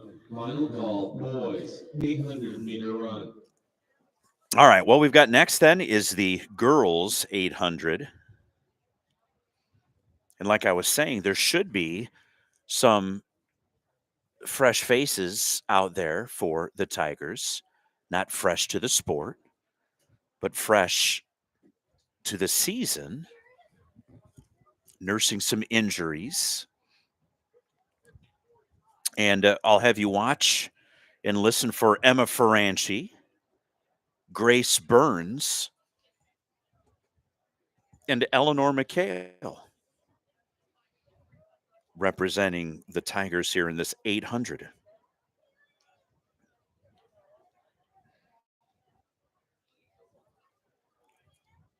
Franchi, Grace Burns, the freshman, Eleanor McHale, the sophomore.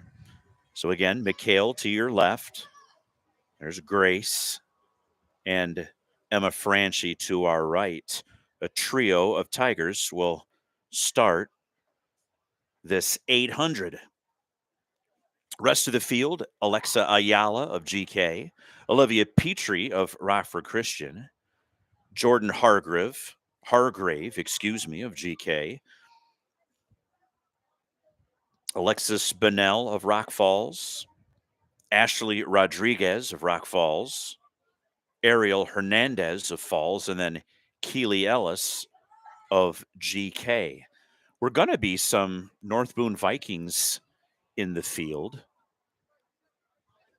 Not sure if they're here, but just in case, Jordan Hargrave, or excuse me, my apologies, that was a GK athlete, Isabella Pagnasiri, and Emma Taylor, along with Kylie Blazer, and that should round out our field. But watch for Emma Franchi, Grace Burns, Franchi to your right, Grace Burns, the blonde-haired freshman there to the left of your screen, and then Eleanor McHale there, the Tiger on the left of your screen as we watch now. In fact, let's see. Can't get all three of our Byron Tiger athletes here for the start. McHale to the left, Grace Burns in the middle, and then Franchi to the right. This is the girls 800 one heat. There they go. Jockeying for position. That's kind of the nice thing about this 800. There's going to be quite a few of them. So, competitive jockeying for space will be a thing, right? In this one, they'll spread out, certainly. Let's see 1, 2, 3, 7, 8, 9, 10, 11, 12 athletes total. Right now, Franchi is going to kind of draft and be satisfied with second place, but you'll see the other Byron athletes just the front part of that middle of the pack, if you will. Around the first turn, they go. This is the 800. That's 2 laps. There's our leader, and in your picture now on the left is Emma Franchi. Oh, she stole a little glance behind just to kind of see what the rest of the field looked like. But look, there goes Grace and Ellie for Byron as we hear the bell signifying final lap. There's Franchi. Now, I'll tell you, she might be saving a little something for later in the week. Different strategies, right, for every athlete. Not every meet is, full bore. As Franchi kind of falls back into third. And in fourth, not far behind, there's Grace Burns and Ellie McHale, who's back. Again, both Burns and McHale kind of nursing injuries and kind of slowly trying to work their way back into the pack, the lineup, if you will. There's Franchi pacing the Tigers. She's in third.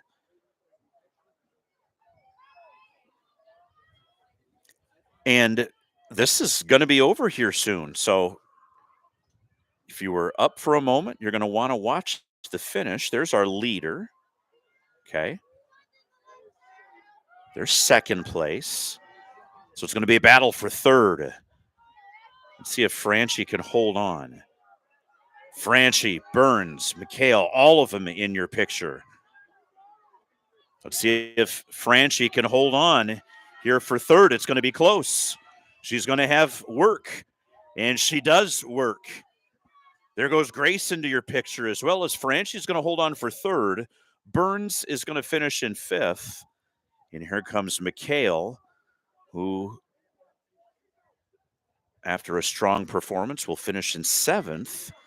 Again, in a field of what began as 12. There's number 8. There's number 9. Number 10 to the left of your screen coming into the picture.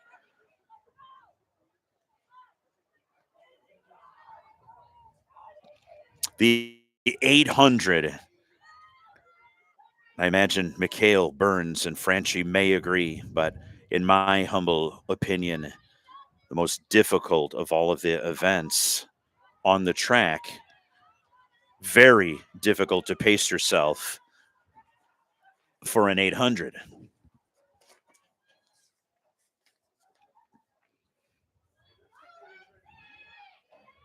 So Byron goes 3, 5, and 7 in a field of 12 there. Franchi in third, Burns in fifth, and McHale in seventh. Looks like 2 heats for the boys' 800-meter run, and we'll have 2 Byron athletes featured in heat number 1 and then 1 in heat 2.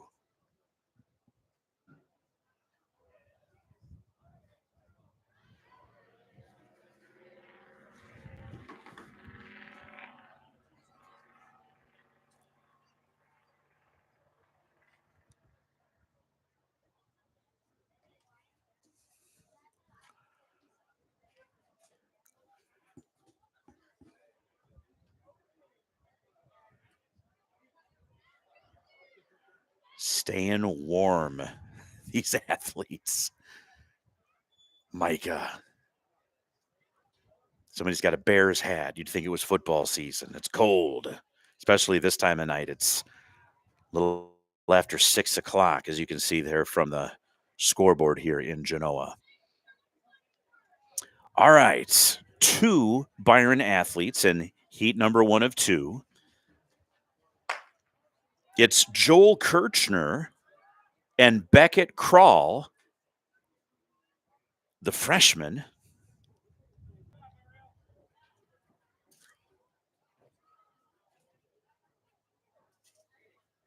And in second, or I should say third place, there he goes. First Goes ball, Joel. 4x200 relay teams. And there's a First young ball, Beckett girls and boys, 4x200 relay. getting the job done. Now, I say this with love for, again, our student athletes. They're the main characters. But you can juxtapose the body shape of Joel Kirchner, who's long and lanky.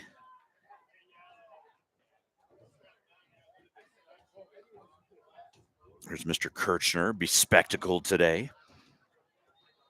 And young Beckett, the other tiger in the race.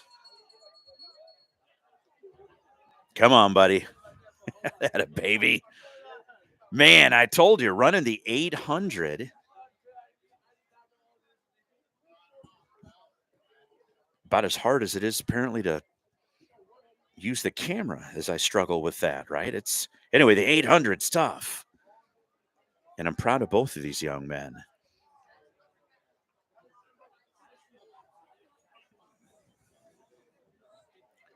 There goes Kirchner.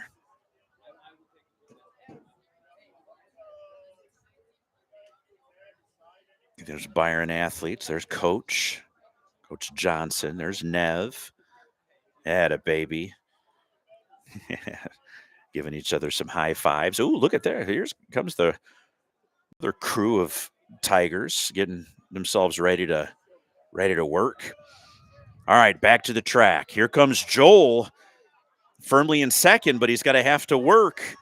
Come on, Joel. Kirchner, he's putting on the nitrous oxide boosters. Boom. Atta baby, Joel.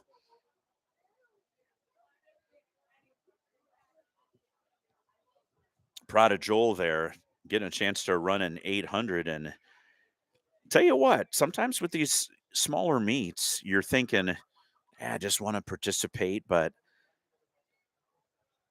I mean, everybody that's competed or coached, I mean, all the Michael Jordans of the world would say you practice how you want to play. And that's true even in these meets, right? I mean, you saw Joel there. It's only a quad meet.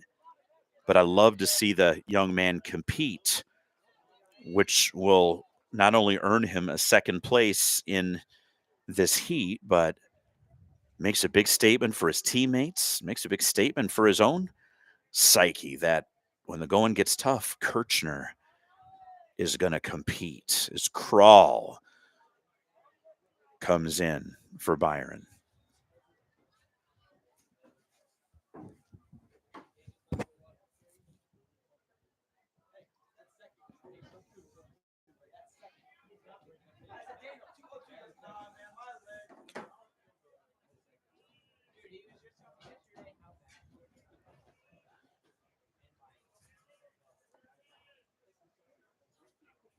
Final call, girls and boys, 4x200 relay. Final call for all 4x200 relay teams.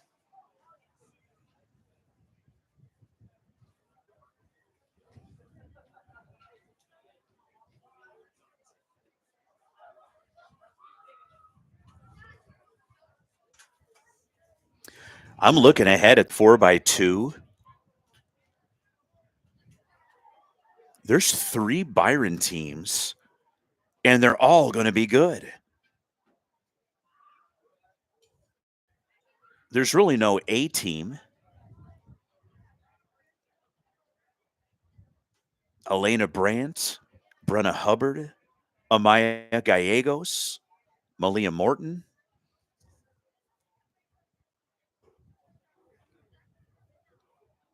I'm looking at the other Byron team. Now, they're technically listed as the A team, but this other one has Palmgren.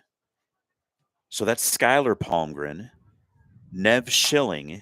In fact, to be honest with you, it's the intact 4x4 team. Skylar Palmgren, Mason Burris, Nev Schilling, and Ashley Potter are going to work together in the 4x2. But you got to keep in mind Maddie Fritz, Lucy Gura, Kaylee Coyne, and Anaya Alvarez. Whew! That's 3 fantastic 4x2 teams. So Coach Roush basically took the indoor 4x4 team and put them together in a 4x2 today. Maybe working on some speed, working on handoffs a little bit. All right, Connor Welt, speaking of competitors, one of our top swimmers, in fact, our MVP swimmer, but a great athlete in these sports that require a lot of grit and aerobic fitness, cross country and now track. You can see Connor Welt working for Byron. 5th place, this Oregon runner is way out in front.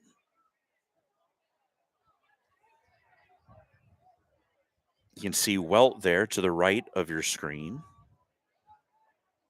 There he is. He's in 5th.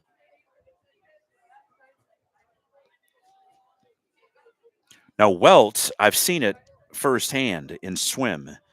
One of our most tenacious competitors. And as I say that, he starts to work his way ahead. He's in 4th place now as Connor Welt. I don't think he's going to catch the leaders, but let's see him work on this turn here to see if he can get himself into 3rd place. Maybe a gap, an insurmountable gap, but Connor is working, and it looks like he's going to finish in 4th, which in this strong field is no slouch. Connor Welt, the only Tiger competitor there in heat number 2 of 2 for the boys 800.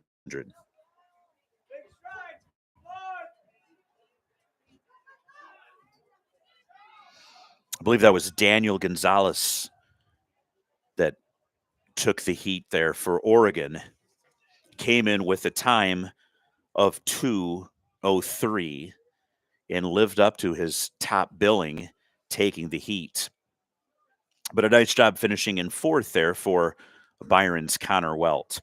Okay, on to the 4x200. On the girls' side, we're stacked. There'll be 3 teams. We can get a couple of opposing coaches over in the exchange zone. As head coach Phil, The 4x200, thank you. or excuse me, as athletic director, I should say, Philip Jerby calls out some signals to get a coach down there in the exchange zone. 3 very tough teams here. First call, girls, 400-meter dash. First call, girls, 400-meter dash. So Byron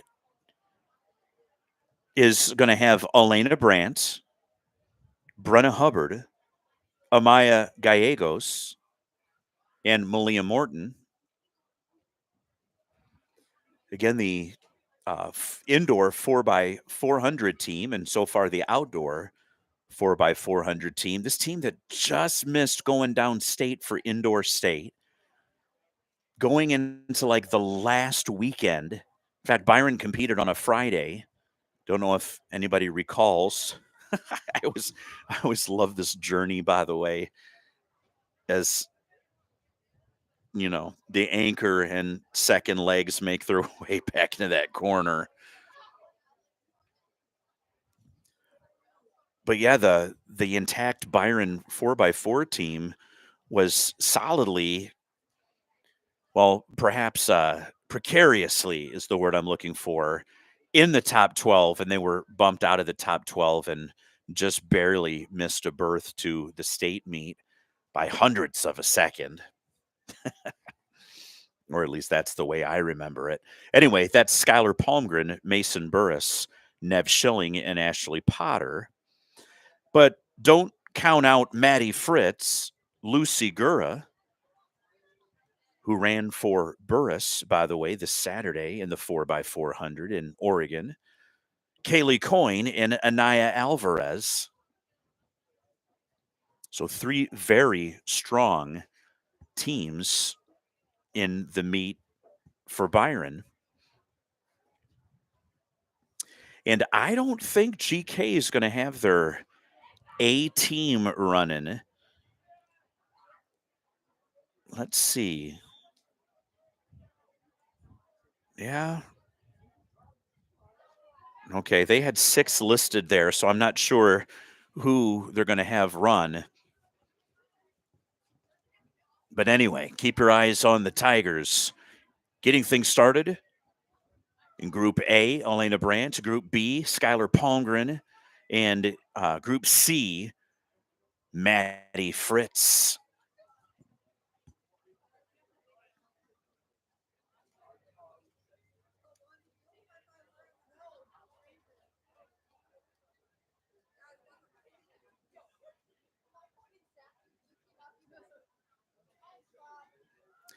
There's Nev. These guys waiting to run. Of course, the first leg. There they go. There's Sky. Elena Brandt should be in that first group. There's Maddie Fritz as well. There they go.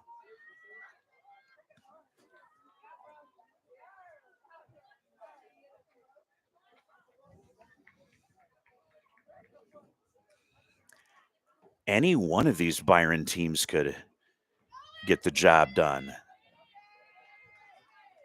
Looks like Ashley Potter is going to run leg 2 for that 4x400 group that's running this 4x2. There goes Lucy Gura, the fleet-footed freshman.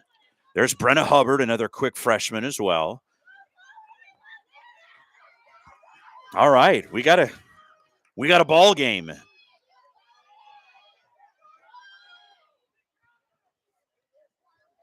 Kind of an awkward-looking handoff down there for one of the groups.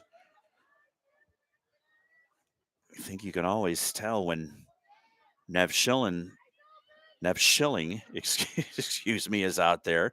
I don't know how well it's coming through, but she's got like the neon green spikes. And she's going to hand it off to Mason Burris. Now, Malia Morton, she can cook, as Burris is going to have to work. There she goes. Mason Burris. She is going to finish in first place, but not far behind is Malia. And there goes Anaya Alvarez. So technically winning was the B group. That's that 4x400 group, and Schilling and Palmgren and Potter and Burris. But as we said leading in, it was going to be anybody's meet because all 3 of those Byron teams were solidly constructed. So Palmgren, Burris, Schilling, and Potter taking the win, with Elena Brandt, Brenna Hubbard, Amaya Gallegos, and Boys, 400-meter dash. Malia Morton Boys, 400-meter dash. taking second, but then Fritzy, Gura, Coyne, and Alvarez not far behind as well. Okay, so 4x2, Byron is going to feature, looks like one team here of Keegan Mitchell, Lincoln Smith, Xander Weigert, and Big Jack Potter. He's quick. I was going to say he's a high jumper, but he's whatever we need him to do is what he is. And I don't know if his mom and dad will set the record straight later, but I think I said he was 6'6" once. And good-naturedly, they corrected me, and I think Jack Potter, I think he's 6'8". But there he is, Big Jack Potter.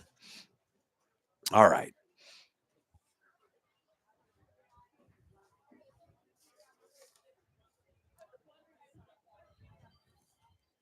Keegan Mitchell, Lincoln Smith, Xander Weigert, and Jack Potter. So some of the usual suspects not participating in this meet for Byron, the boys, that is. The Tim Starwalts, the Dylan Springers, the Liam Connells, the Brock Wagners, and so forth.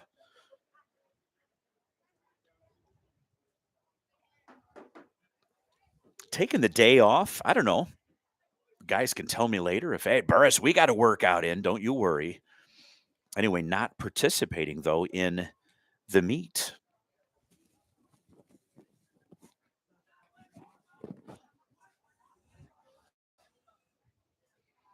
So if you missed it earlier, you had the boys and the girls kind of taking a little bit of a different strategy. Most of the girls participating and some of the boys sitting this one out. And that's okay. Their strategy is to see what some other guys can cook up. Keegan Mitchell getting things started for Byron. Let's see if we can find him. There he is.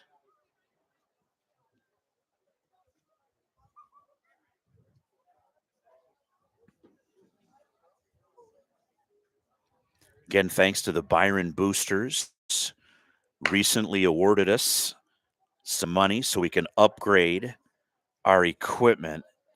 And that is very exciting to punctuate that as the camera wobbles there because of our substandard tripod. Now, it gets the job done, but the Byron Boosters want us to be the best we can be, and we look forward to upgrading some of our stuff. Thank you to the Byron Boosters. All right, here we go. Leg number 2. This is Lincoln. He's working.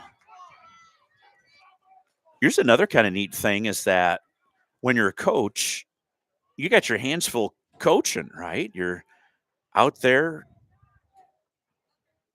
working with the athletes. Maybe Coach McHale and company and Coach Roush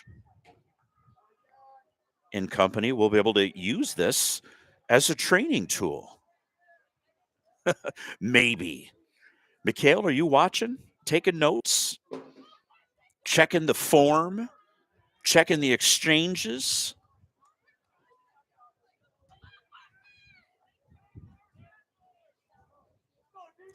The long-legged Jack Potter. Let's see if he can make a little noise here in this final 100.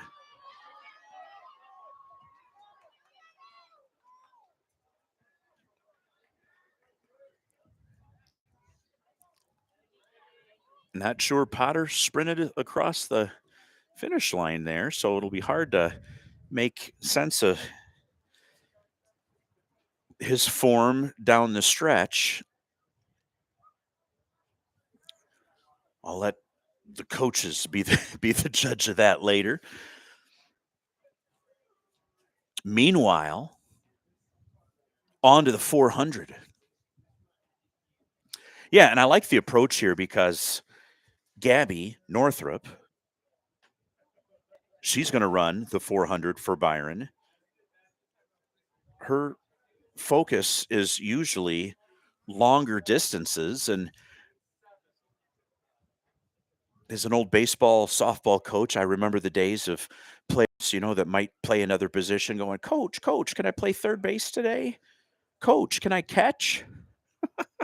And it's not that you don't like the kid, but maybe that's not their best position, or perhaps another way of looking at that is maybe there's somebody that's better suited for that position. But point being is that sometimes a girl or a kid will say, hey, can I play shortstop? Boys, 400-meter dash. And they get a chance. Boys, 400-meter dash. They get a chance to do that, and they cook unexpectedly. They prove themselves. And maybe even in track is what I'm saying is, I'm not saying that Gabby Northrup's been pulling at the, tugging at the shirt of head coach Katie Roush and saying, Coach, I want to run a 400, but this is her moment, right? This is her chance. Usually running 800s and longer distances. So we'll see what she can do. There goes Gabby.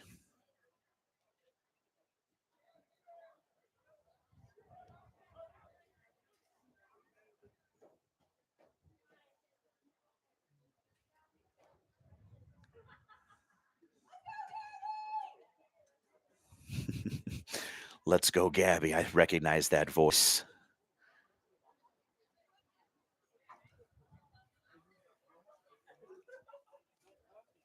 Totally different than the 800s that she's used to running. So if she's used to running an 800 or a mile, of course, Gabby, a strong cross-country athlete for Byron, she's going to have to empty the tank a little quicker here in this 400 than what she's used to. But again, this is her moment to kind of show what she can do. Gabby Northrup, the junior. She's got the lead in this opening heat. Does Gabby? She's going to win the heat, but let's see what she can do. Let's see if she can go for time and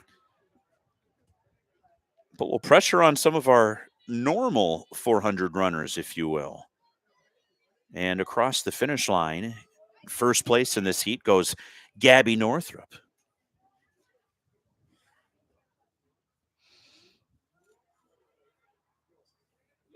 Usually, times and distances, heights are updated on athletic.net, and they will be in this case as well, but not until later.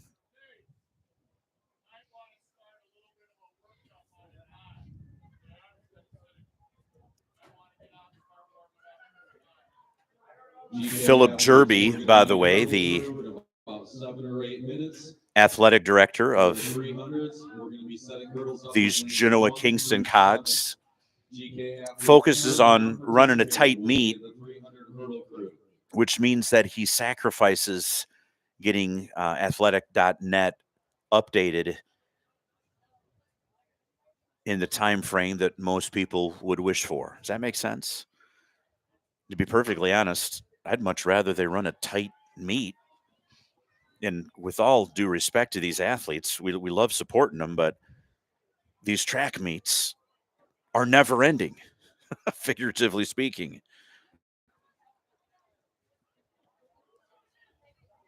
So, how about this? If you could run a fast meet and update athletic.net at the same time, that'd be cool.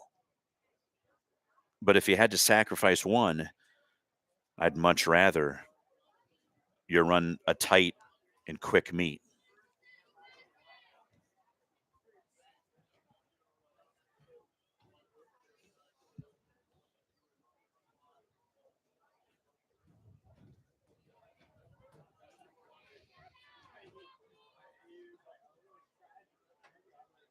.400 here for the girls, Heat 2. No Byron athletes, but we'll broadcast it just to make sure that anybody else's mom or dad or any of these athletes or maybe their coaches want to watch later on.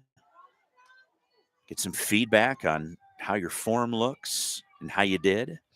That's heat number 2 of 3.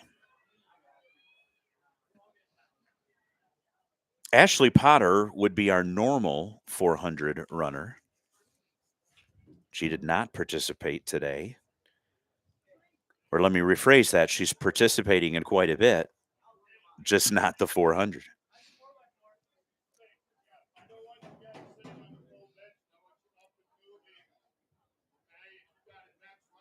Presley Meyer has a pretty good time here in this third and final heat of 106.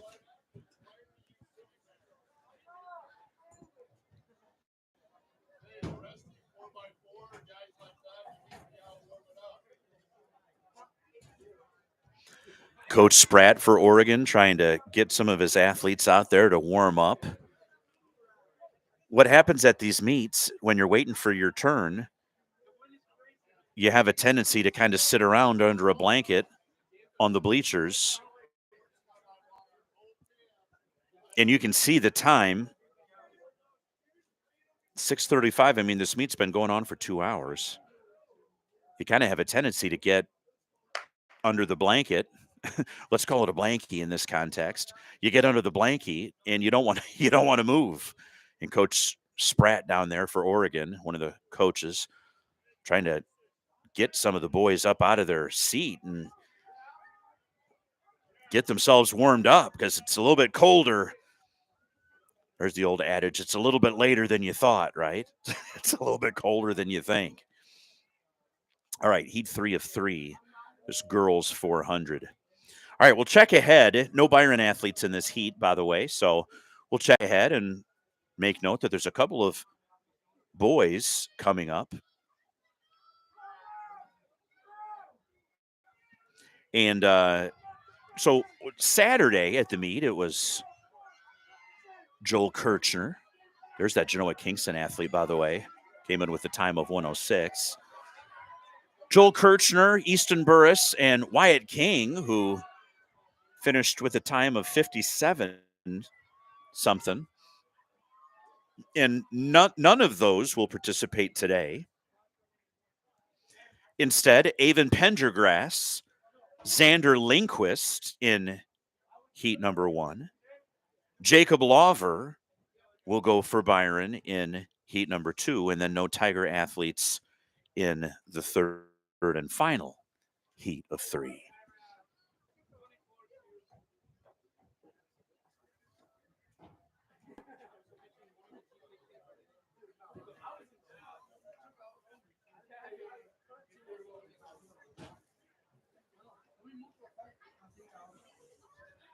First call, all 300 hurdlers.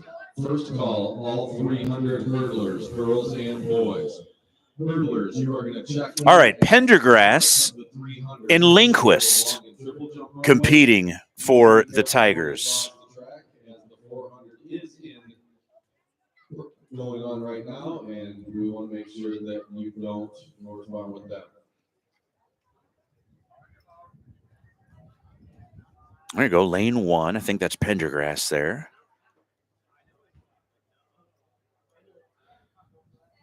Kind of isolate on him to get things started.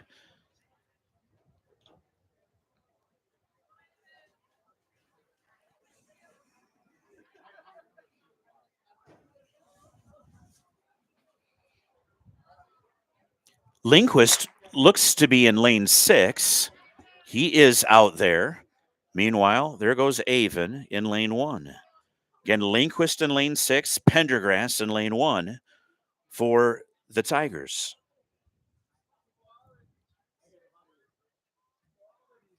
Pendergrass in lane 1, looking good, as is Lindquist there in lane 6.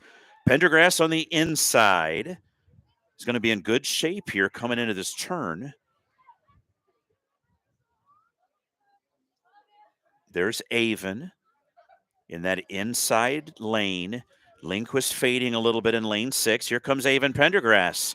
Pendergrass right now is in first. He's your guy to beat, but it's going to be close. Challenged from a couple of athletes behind. Pendergrass, let's see if he can hold on. Looks to his right and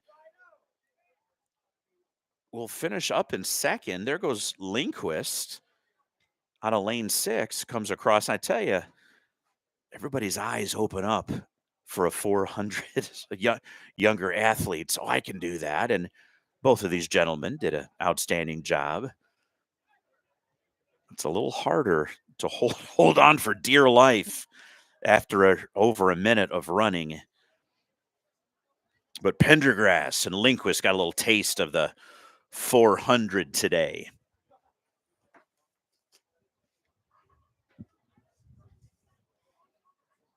All right, lane 8. We'll find him in a second. That'll be Jacob Lawver. He should be way up near the turn. There he is. Jacob Lawver.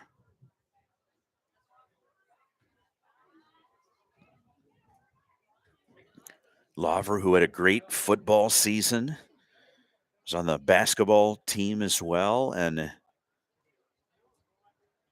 now a member of the track team. Let's see what he can do here with the 400 today.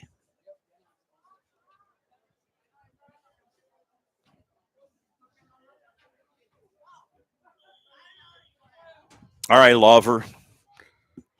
Let's cook, baby. Coach Spratt going to hold his block there. That baby. Still looking over to make sure his boys are getting off their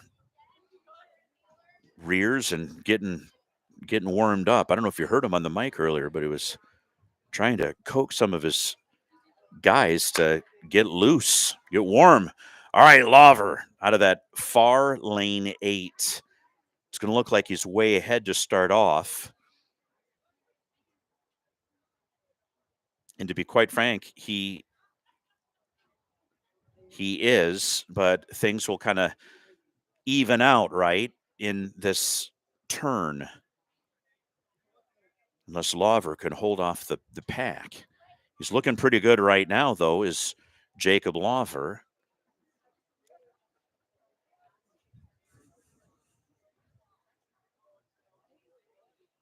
Yeah, Lawver way ahead in lane 8, coming into the turn in the final straightaway.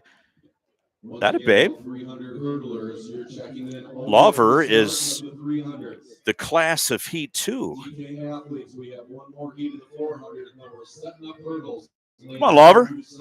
Finish strong, baby. Come on. It's got one guy kind of comes into our screen there on the left, but not sure Lawver was still sprinting there at the end. Maybe he was out of gas. Maybe he saw that he was going to win the heat. But in any case, he took the cake in that second heat of 3.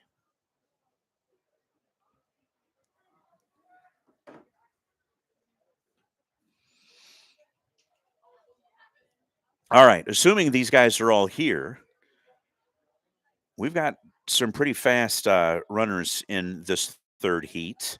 Keep your eyes and ears on Daniel Gonzalez of Oregon. Comes in with the seed time of 53:57. That's cooking.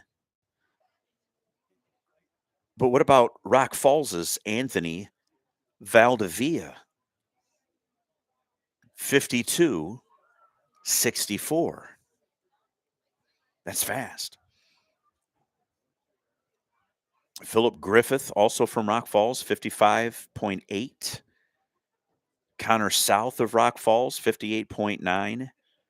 The class of the field in lanes 3 through 6. Watch for Anthony Valdivia. Let's see if he's equal to the task in lane 4.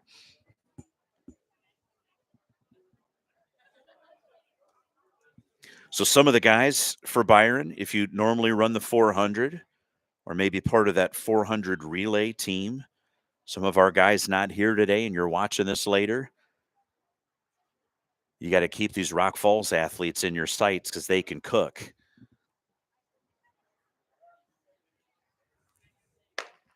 There they go.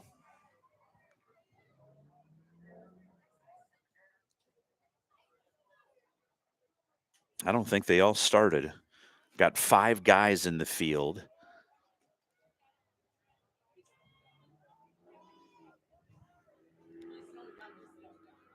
That Oregon athlete is up there as we expected. Two of those Rock Falls athletes pacing as well. Should be a good battle here coming into this turn. Here they go. Oregon in the lead for the time being. There's Daniel, the red jerseyed Oregon runner, and they're putting on the afterburners as the Rockets Valdivia just went into another gear to win the 400. You can rewind that later, guys, and see that Anthony Valdivia just turned on the afterburners. Hurdles on the red markings pushed all the way to their lowest height. Lanes 1 through 7. We do not need hurdles in 8. Lanes 1 through 7 on the red marks. Full disclosure, never had a car with a nitrous oxide booster, but I used to play the old video games. Dating myself here, but remember the old arcade games? I think one of them was pole position. Anyway, you could hit a button and it was your nitrous. Gave you a little boost, and that young man, Anthony Valdivia, he pushed a button and it went into another gear to take out Daniel Gonzalez there at the end. All right, normally have a couple of gentlemen in the 300-meter hurdles. First call, girls, 1,600-meter run. First call, girls, 1,600-meter And I'm looking in my run. heat sheet here, and I'm not seeing anybody.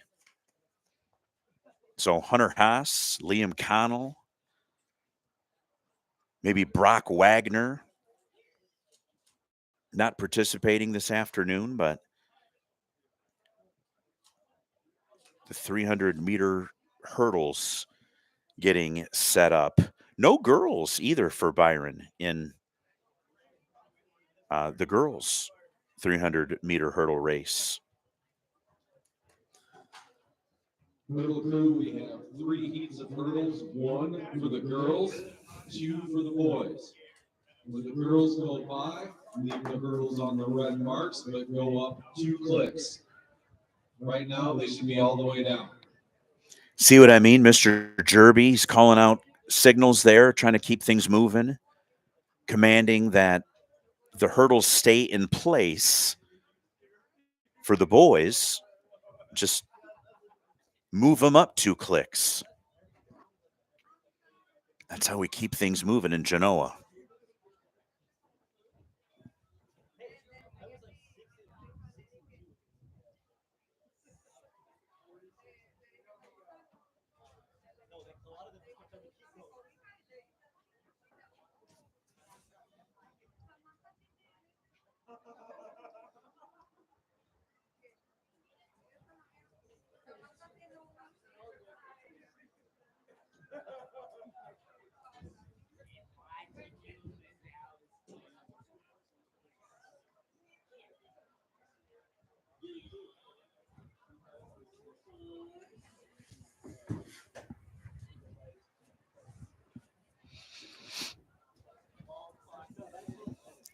You know what we've lost here in Genoa is the sun that was making things a little more tolerable in the weather department. As you can see, our fans down here, trackside, looking like winter. Winter coats. All right, sorry. We got the 300-meter hurdles. Here we go. It's the only heat for the girls, and there will be 2 heats for the boys.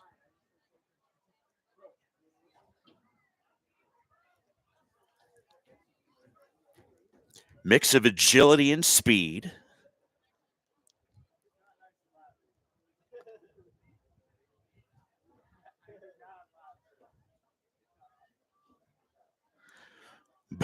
Both of which are hard to come by at this point of my my athletic career, mind you. But I'm enjoying watching these young people do the work. first heat of the girls' 300-meter hurdles.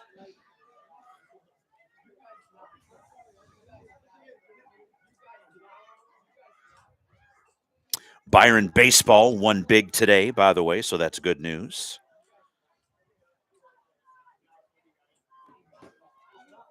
Should be a pretty good conference for boys baseball. Girls soccer won last night in a non-conference matchup on the turf in Freeport. Hurdle crew, every hurdle goes up 2 clicks, please. And I think the girls soccer played today, as I think girls softball played today as well. Girls 1,600-meter run. Final call, girls 1,600-meter run. As you can hear Mr. Jerby there making that final call for the girls and boys mile run. So there will be no girls for Byron participating in the 1,600-meter run, but there will be 2 gentlemen, Gavin Early and Mason Burns, running for the boys.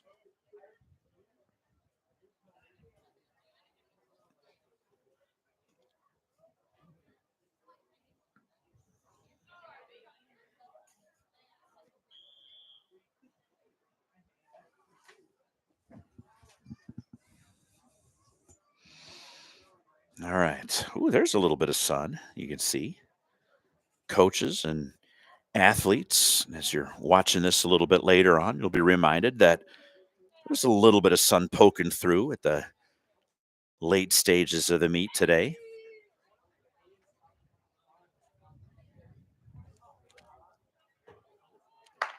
This is a boys' heat, 1 of 2.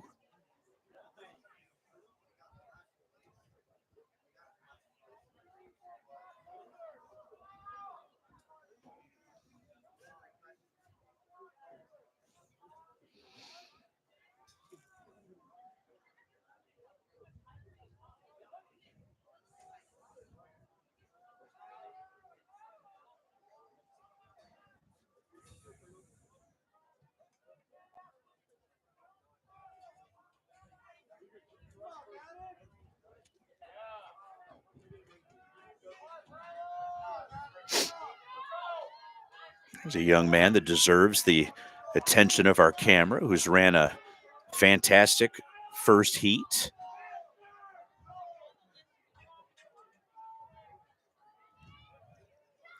And pretty much easily wins the opening salvo of this boys' 300-meter run.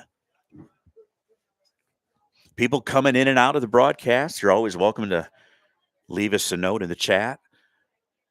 I imagine that many of our viewers will be watching later on. We're glad to have those of you who are with us along for the ride. First call, boys, 1,600-meter run. First call, boys, 1,600.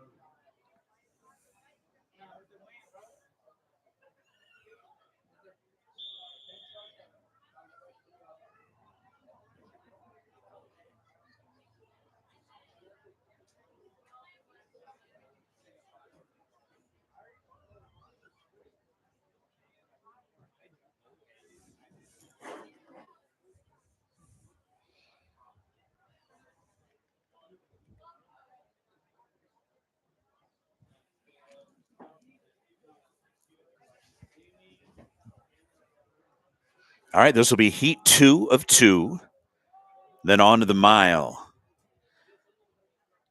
And then we're in the final stretch, if you will, of this meet with a 200 and a 4 by 400.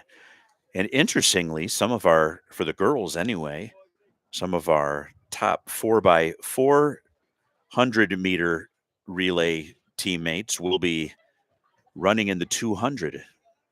So everybody's staying pretty busy today.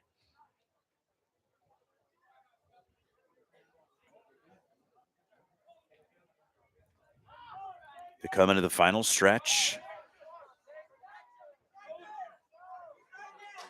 Oh.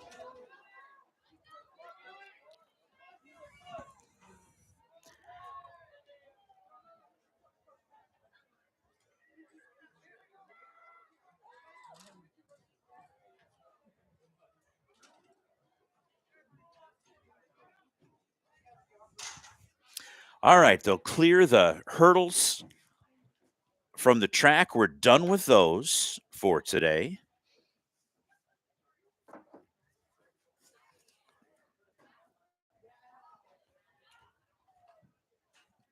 So we've got the mile. That's up next. No Byron athletes participating.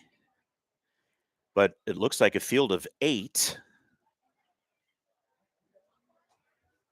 But there'll be a field of 15 for the boys, including 2 Byron athletes and Gavin Early and Mason Burns.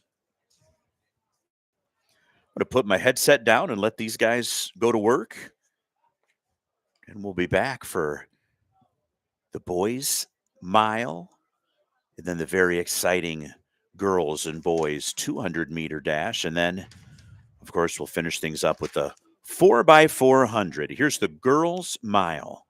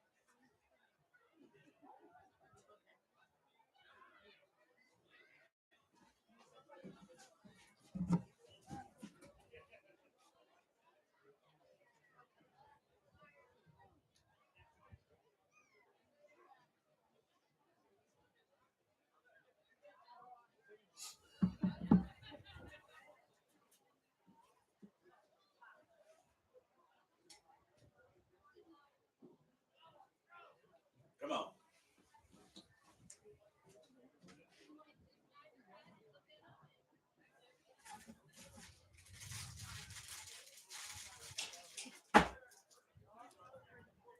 Noah, we are having a gun issue. He's going to get another one out of his truck. I'm going to start this race on a tap. Make sure you get the secondary as well.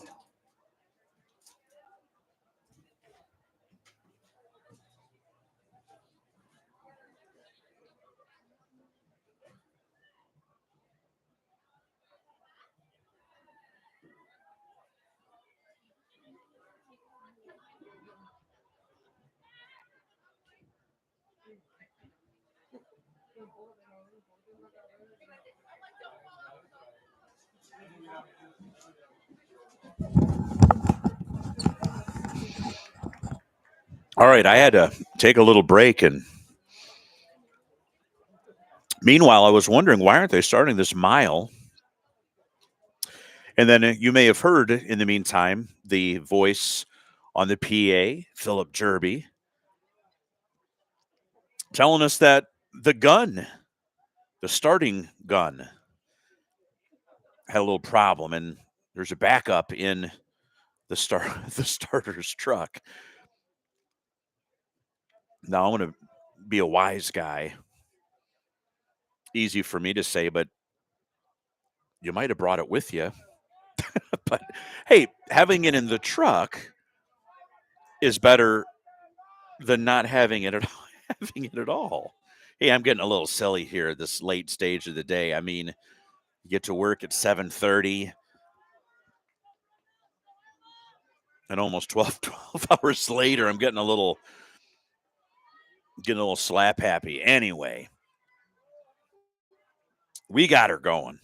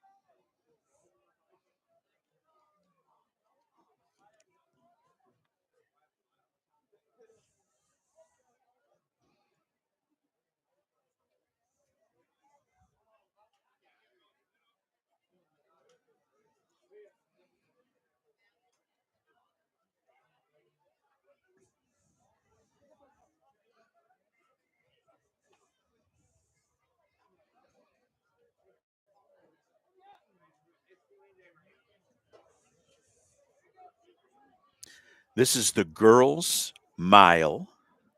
There's our leader. One heat.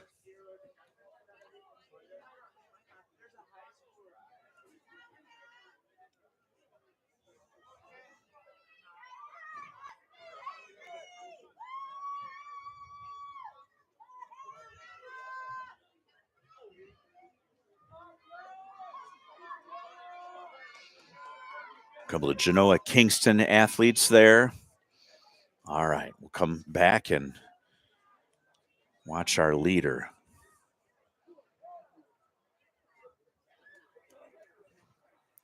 Seven o'clock, and all is well here in Genoa.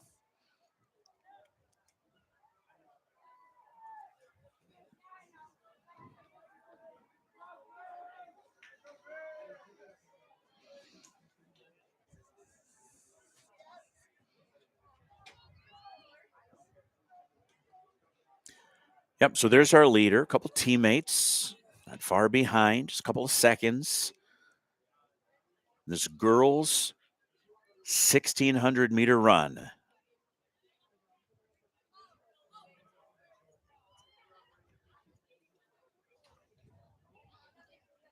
You ever been to Genoa? Nice place, nice facilities. Do a good job running the meets here. I'd like to thank them for being good hosts for our platform, Byron Tigers Live.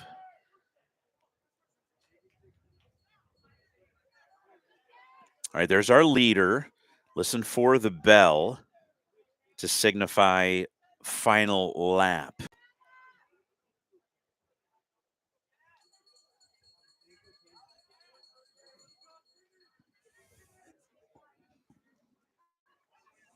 All right, there's the starter.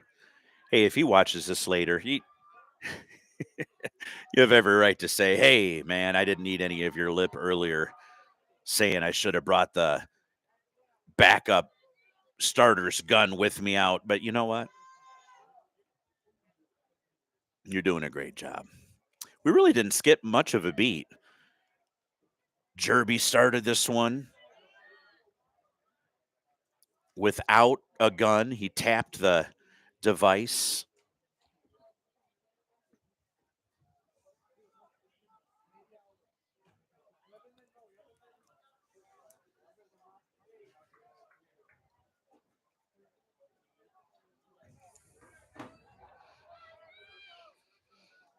All right, you can see our leader there coming around this turn.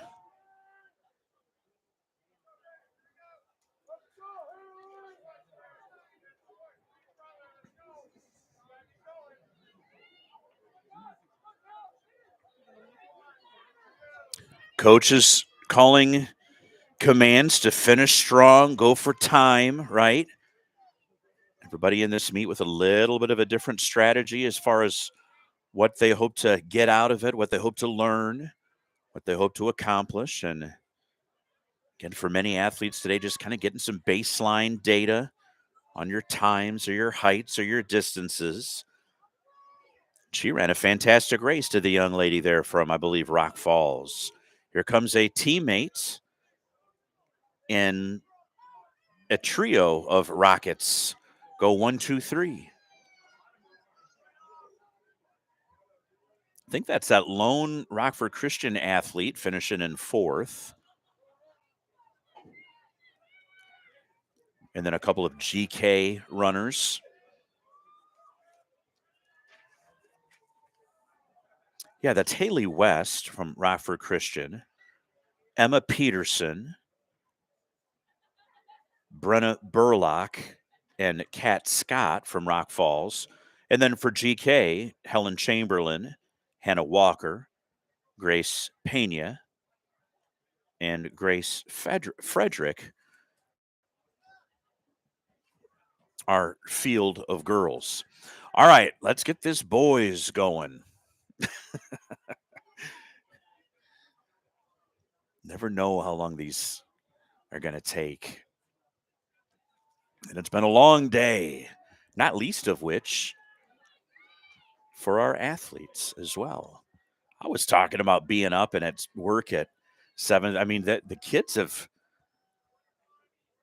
been at it since about that time of day as well.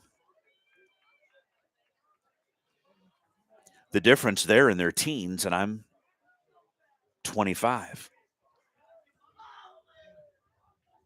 Okay, maybe a little older than that. All right, boys, 1,600-meter run, a field of 15, at least in the heat sheet here. Not sure they'll all take the starting line, but it looks like for Byron, we'll have Gavin Early. I said Mason Burns earlier. I'm not seeing him out there, but you can watch Mr. Early. Again, great track and field name, but one of my students today was talking about old movies, and they were talking about Rocky. Maybe not a popular opinion, but not my favorite. Don't love the Rocky movies, but he said, well, what about Rambo? First call, all 200-meter runners. And I said, you know what? Runners, you're going to check in at the start of the 200 I appreciate over the pole vault pit. Please know that the 1600 is happening, so be careful. There they go. Track. First call, all Boyd and Gripples 200. I told the young man, hey, I like Rambo, and it's not, to me, a movie about war, but it's a movie that was trying to deal with the aftershock of Vietnam and, more importantly, how it was impacting people, soldiers. We don't want to get too carried away with philosophizing about cinema during the broadcast. But anyway, my point was Gavin Early, he's got the Rambo look. That was the point of that story. Somebody's watching later thinking, well, what the heck is Rambo? Hey, I'm not saying I suggest you watch it, mind you.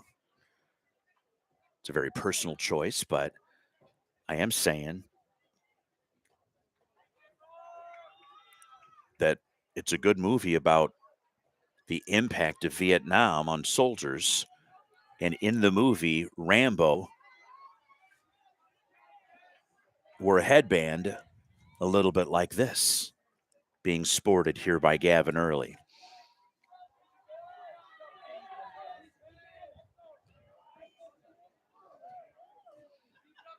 Yes, it's 7:08 in the evening. But at least I'm up here watching, and you're wherever you're at, and these kids are trying to finish up this track meet. It's been a long day for everybody. There goes Gavin. Rambo Early. And I asked the young man who was asking me if I had ever seen Rocky and Rambo. And he said, I'm just a fan of Sylvester Stallone. You don't hear that a lot these days, especially out of the young folks. I was never a huge fan of Sly Stallone. I appreciated him for what he was, but never one of my favorites. Here's one. I might have to Google this, but Tango and Cash. Was that a Sylvester Stallone movie? I think it was.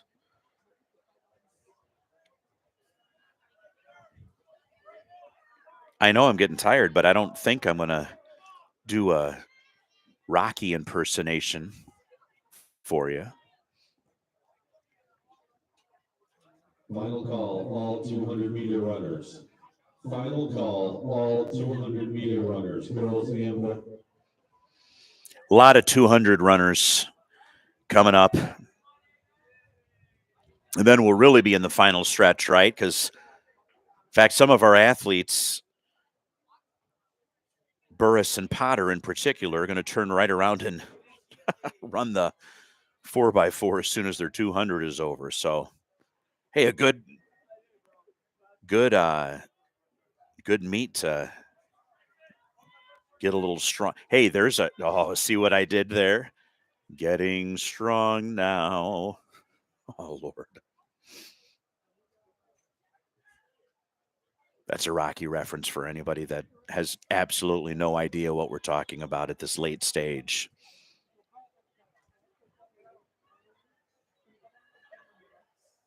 You're never going to lose Gavin Early in a crowd at the track meet with the headwear. There he is. Looking solid as Gavin. As our leaders enter their final lap. Gavin getting encouragement from some of his teammates.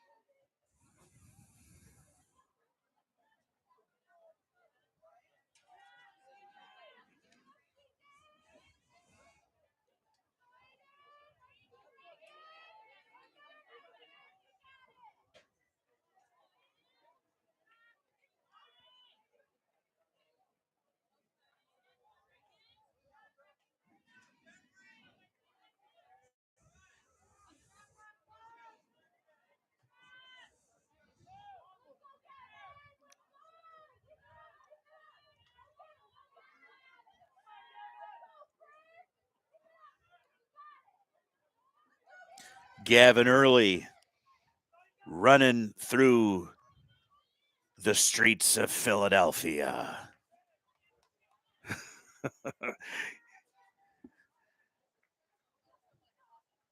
And he's done. That a baby. Gavin Early sporting the Rambo headwear and making us think about Rocky and so forth. All right.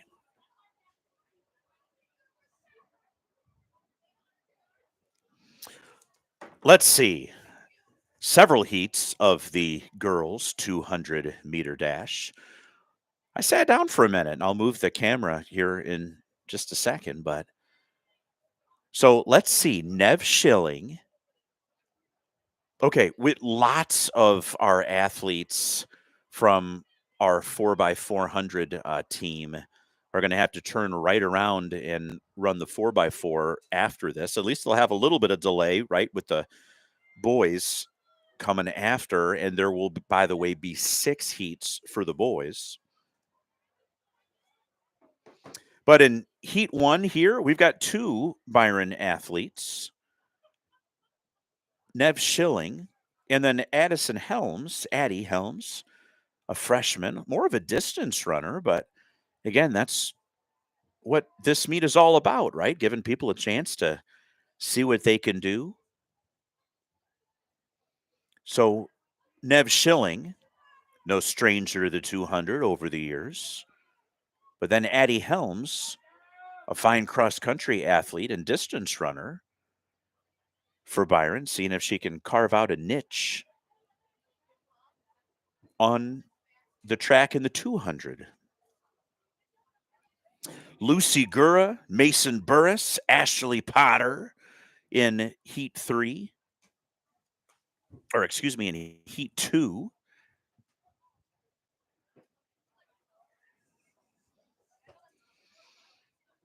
All right.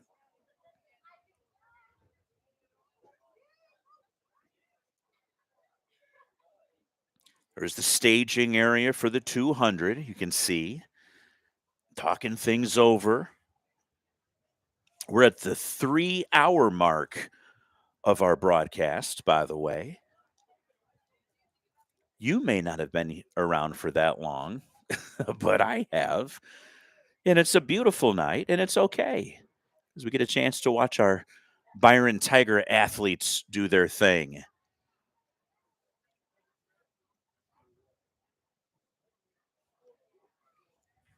Final stages of the meet. We'll finish up with these 200s, 4 heats of girls, 6 for the boys. And then my absolute favorite of all of the events in a track meet is the 4x400.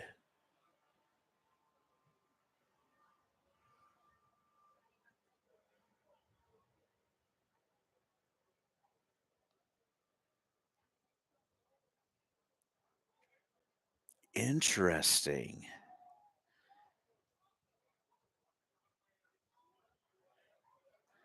Just looking ahead, it won't be the normal intact 4x400 for the girls. At least according to my heat sheet here, it says Ashley Potter, Mason Burris, but they'll be joined by Ellie McHale and Emma Franchi. That's pretty cool.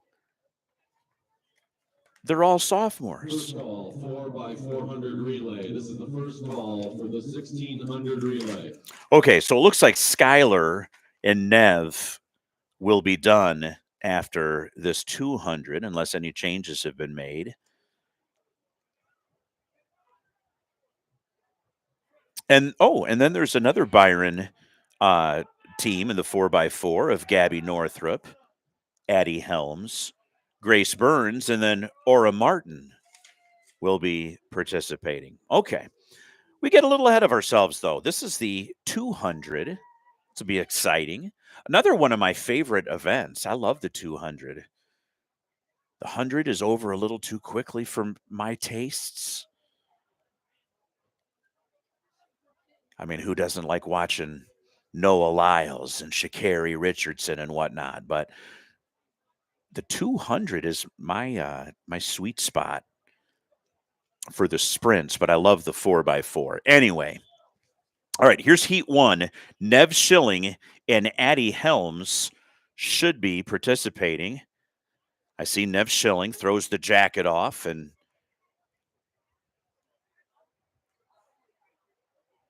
takes a start there just to kind of get loose and get ready. All right, this will be Heat 1 of 4, girls 200-meter dash.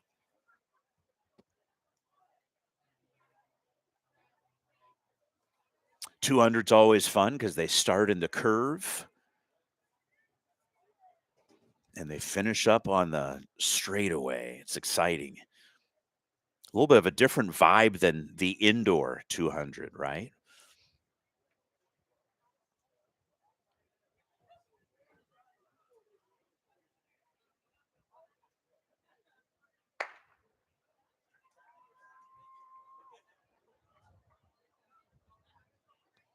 I was going to say Nev Schilling on paper should take the heat. It's been a long day, though. Let's see what happens here. There goes Schilling. There's Helmsy. You won't see her in your screen just yet. I'll focus on the finish from Nev. She's going to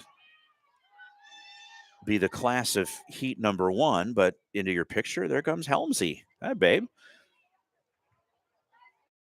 Helmsy, a distance runner for the most part, trying out the 200 this afternoon, or I should say, I mean, who am I kidding? It's the evening, right? It's after 7. But good job, Helmsy, and nicely done, Nev Schilling, taking the 200, and I believe her night is over.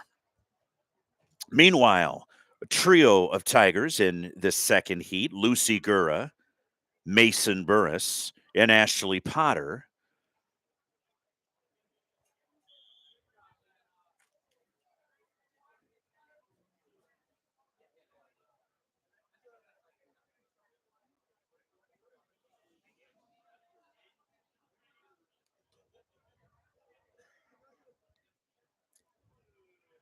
Potter's our number 1 400 runner. She's getting a chance to work in the 2. There's Mason. Not sure everybody's going to start. No, there's Lucy. I see her now. There she is to the right of your screen. This could be up for grabs, really. I think Potter's more of a 400 runner, but I think my money is going to be on Burris or Gura. Let's see, though, if Potter can surprise us all. There they go.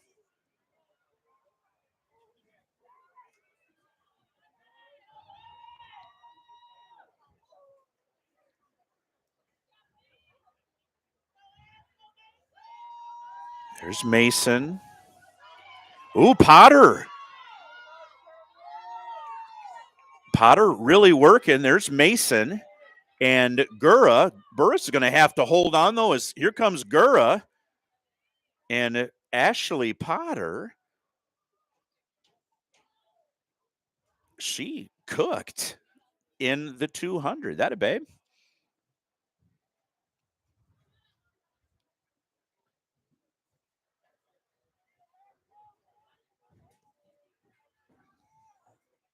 And honestly, I think Gura might have caught Burris there in the end. If not, I'll have to ask my daughter later if she held on or check it out on athletic.net. But Lucy Gura came on strong in the end, and I think it was going to be very close between Burris and Gura, with Ashley Potter winning the heat. All right, no Byron athletes in this third heat, but then we'll have Kaylee Coyne in heat number 4.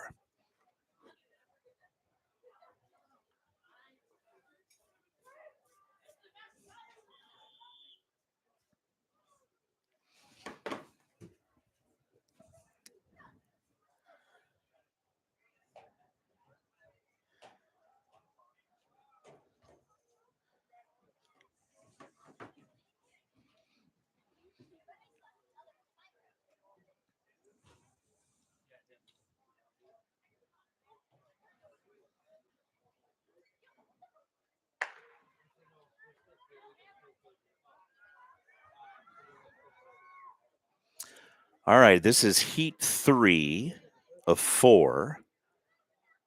Obviously difficult to judge speeds here between the heats. Many of our athletes with no times. But here comes some fleet-footed athletes into your screen. And that looks like a fast heat right there.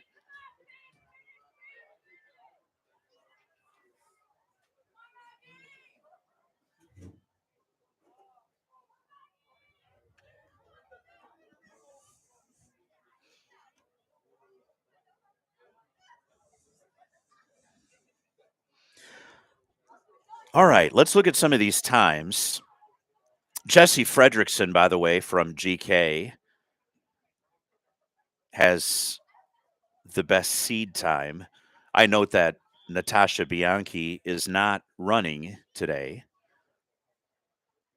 who I think would be the toast of the town if she was.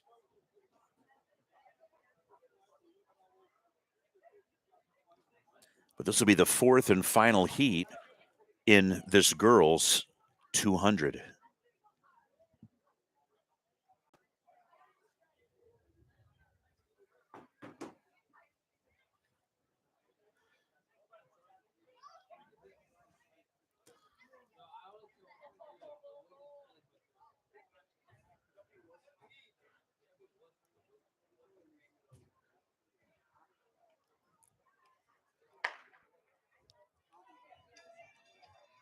All right, yeah, we got Coyne in this one. Kaylee Coyne for Byron.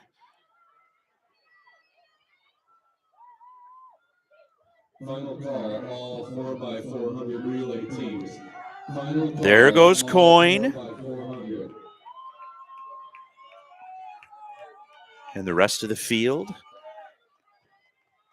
And that's all she wrote for the girls' 200.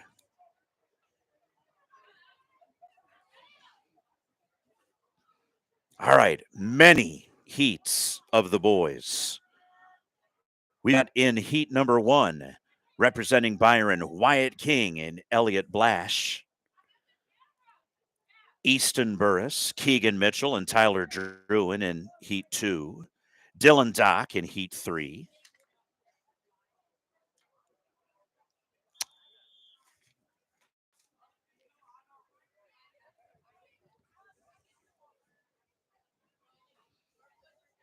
And a few more. We'll get to them in a moment. Elliott Blash and Wyatt King. Wyatt King, by the way, who's been doing such a fantastic job for the boys in the 400, been pacing all open 400 runners.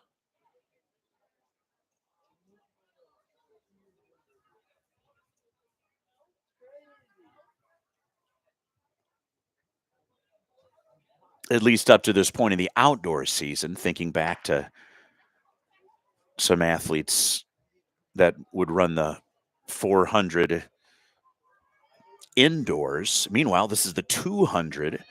Again, Elliott and the aforementioned Wyatt. Look at him go. Come on, King. Get him, bud. There goes King. And I think King is going to end up in second. There goes Elliott Blash. And then a lone runner who looks a little hobbled there, I think for Rockford Christian coming across, okay? So that was heat number 1. This will feature 3 Byron athletes in Keegan Mitchell, Tyler Druin, and Easton Burris in what should be a field of 8.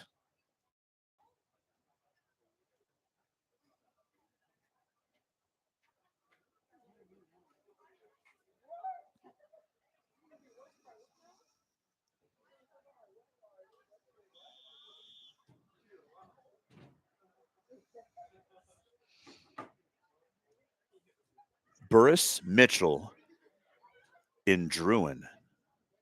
Did you see that? You got to push the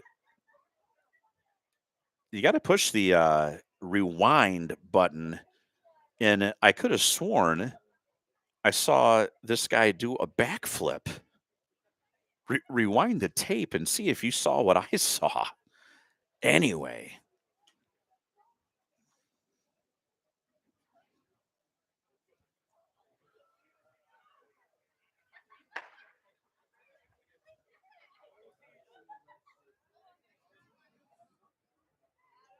Three Tigers in this heat. There goes Keegan.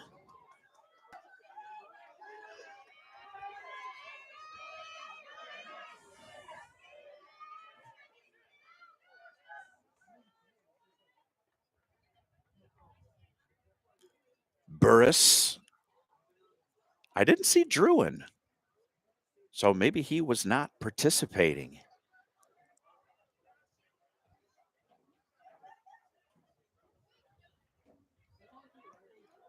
Keegan Mitchell, was that you that did the backflip, young man?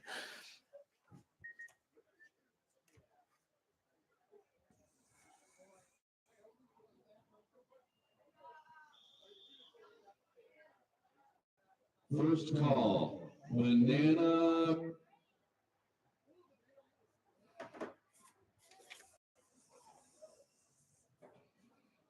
Once again, first call, banana relay. Banana relay.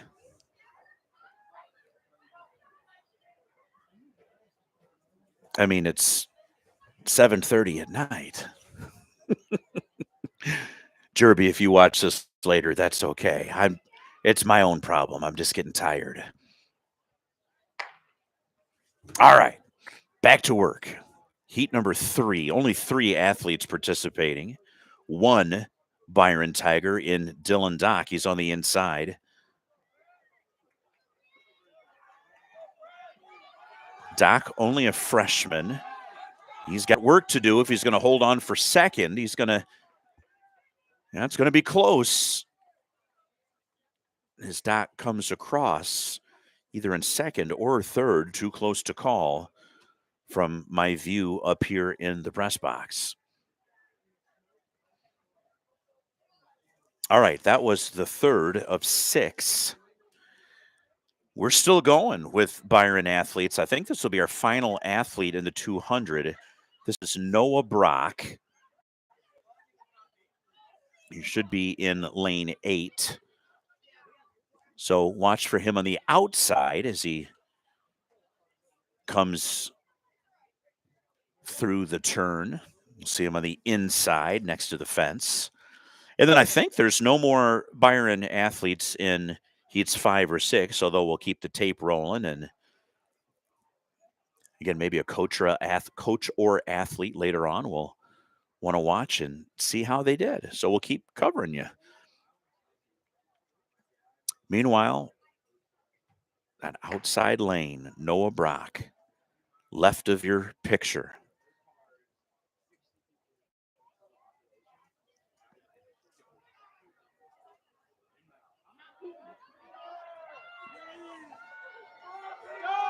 There goes Noah. Come on, baby. Atta boy. Whoop. Yeah, I think Noah's going to pull fourth in what looked like a pretty fast heat. Did Babe know? And then heats 5 and 6. Athletes from Rock Falls, Oregon, Genoa, for the most part. Maybe one Poplar Grove, North Boone athlete in the mix there in this fifth heat.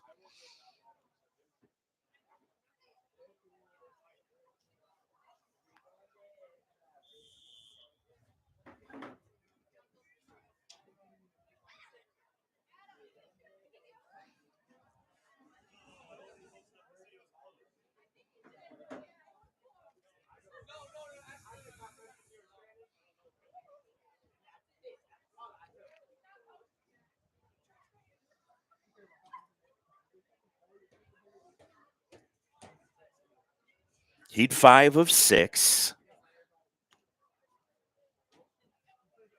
7:30 in the evening. We're over 3 hours into this one.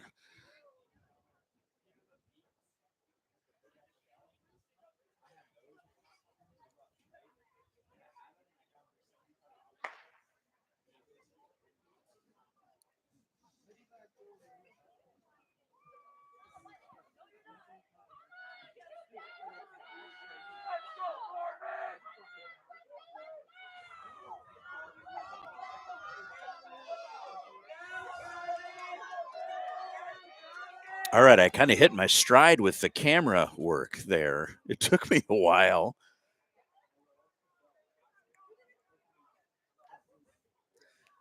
But I think that was maybe my best capture of all the 200s.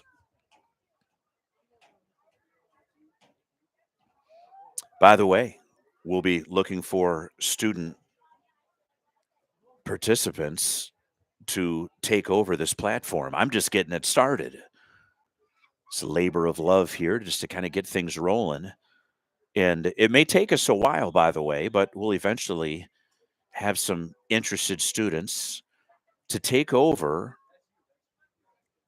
with a little facilitating and supervision, of course, but to take over the platform, all the moving pieces from on air talent to camera work, production, graphic design, sales and marketing. Sales and marketing. Yeah. I hate to break this to you, but the whole reason the media covers sports, now, not our platform, but it's a money making device, right, for ESPN. Did you think they were doing it out of the goodness of their hearts? Of course, that's what I'm doing, and that's what we hope to do. These are high school athletes. We want to support them, but it won't be a money grab from us. But to grow the platform, upgrade equipment, get a broadcast schedule of many more games and activities, wouldn't it be cool to see your business name on the screen or hear me say, tonight's game brought to you by? That'd be pretty cool. And I don't plan to call around, but our students can figure these things out, and their social media game has got to be way better than mine, right? So get a schedule and get the word out, get some advertising. Think of all the great things, all the great hands-on things that our students can learn by running this platform. And as much as I like to do it, 3.5 hours into a track meet on a 50-degree windy day, you get it. Meanwhile, let's finish up this meet. No, they said something about a banana relay, okay? I don't know what's going on there. I think it's great. I'm just getting a little tired myself, but Mr. Jerby, I applaud you. You've run a great meet. I think it's fun. I think the kids will enjoy it, but not sure what that's all about, but I guess we'll find out. Meanwhile, I believe what we have coming up is the girls 4x400. Looks like there'll be 4 total teams, 2 Byron teams, Genoa and Rock Falls. I think that Byron's normal 4x4 team would have been the team to beat, but it'll be tough to tell as we're kind of switching some things around. And again, it's kind of the points of the meet, if you will. But anyway, Byron will have Gabby Northrup handing off to Addie Helms, handing off to Grace Burns, handing off to Aura Martin. And then 2 of the normal 4x4 relay team in Burris and Potter. But it looks like they'll be joined by their great friends, sophomore teammates Emma Franchi and Eleanor McHale.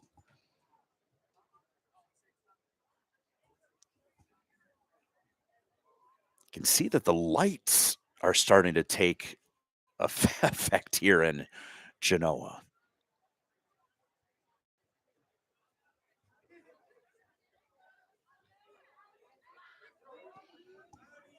All right, Ashley Potter. All banana relay teams, please report to the benches.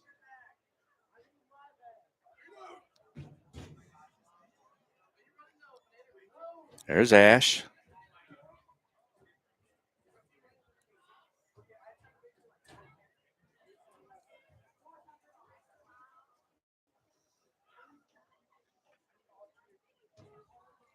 I feel like that's Alex Booker out there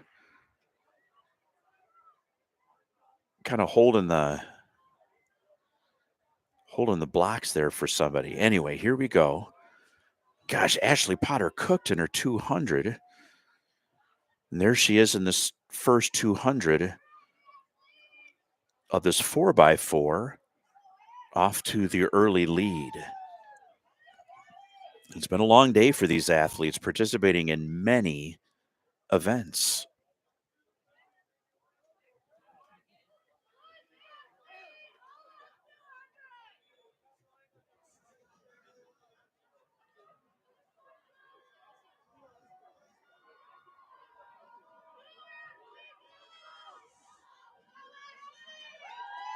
Potter's got a commanding lead here for the sophomore team here for Byron. Not the sophomore team, if you will, but a team made up of sophomores. All right, Potter to Burris, I think, is going to be the handoff. Maybe not. Sorry, I'm losing my mojo. I'm getting tired. And you're thinking, Burris, all you had to do was push buttons and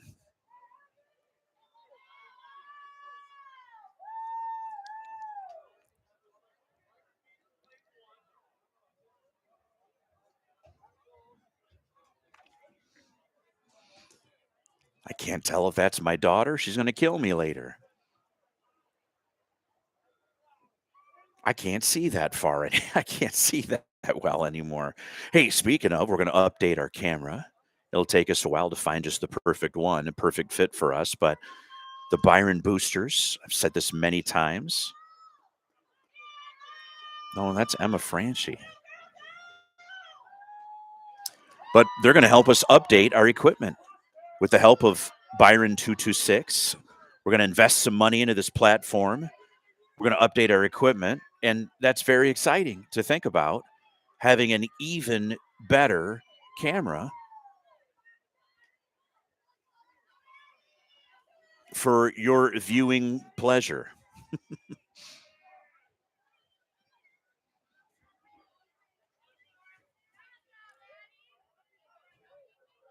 All right. That looks like the gate of Ellie McHale. It is.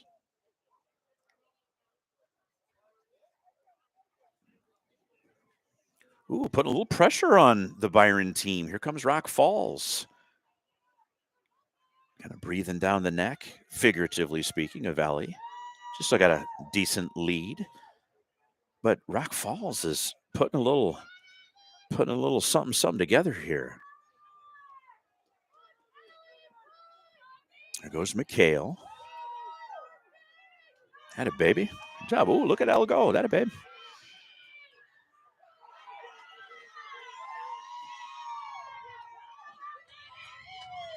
All right, just a second or two behind. McHale to Burris.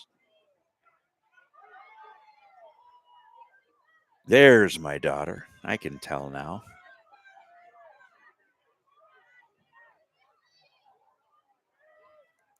Ooh, opening up the lead. Okay.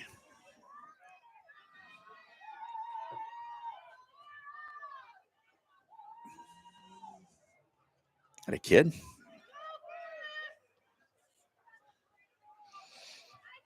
Kind of hard to see the Rock Falls athlete in. There you go. You can see her in the screen on the right. So let's see if Burris goes for time here with the sizable lead. See what this group of sophomores can put together as far as time. You know, the final stretch goes Burris and the Tigers. That team of Potter, Franchi, McHale, and Burris cooked. And they're going to be meet champions. Here comes Burris across the finish line. There goes Rock Falls. Several seconds behind. And, oh, here comes Genoa. And just a little bit behind the pack here, finishing things up, goes the second Byron 4x4 relay team. Oop.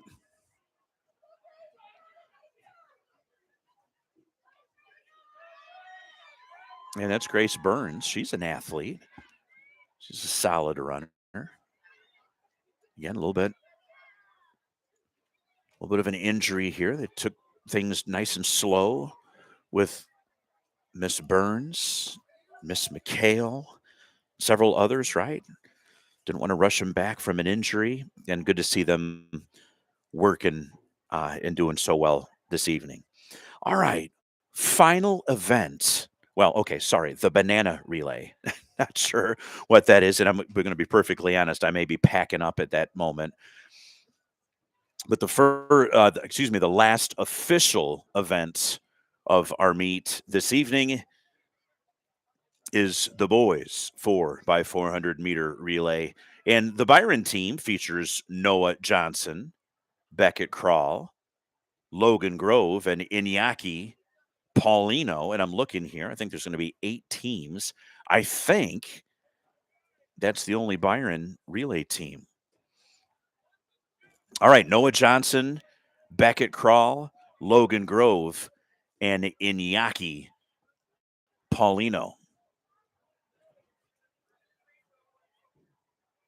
I'd like to thank all of our viewers, some of which were watching live, and many more that'll be watching after the fact. As coaches and athletes, family and friends want to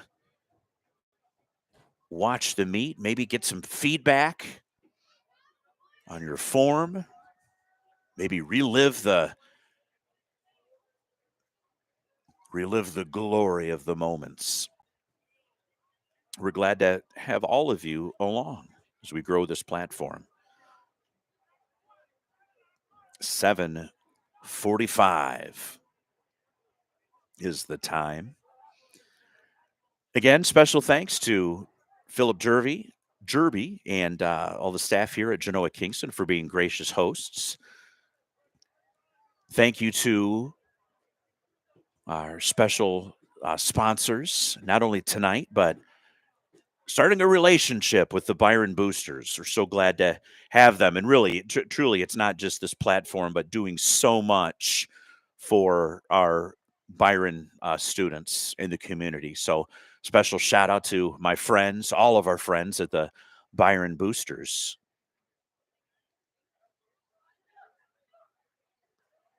And this is going to finish up the meet.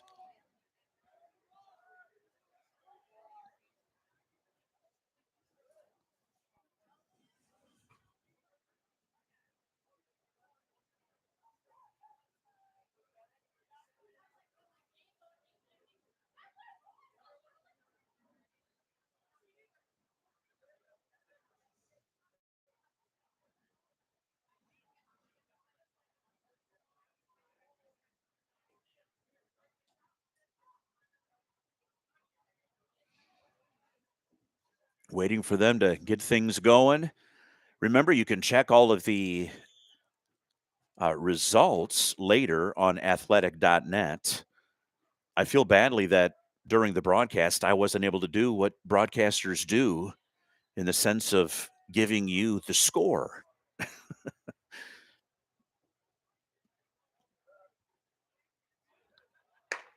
Certainly, it's not a broadcaster's only job, but it's one of those. I can see somebody, you have one job.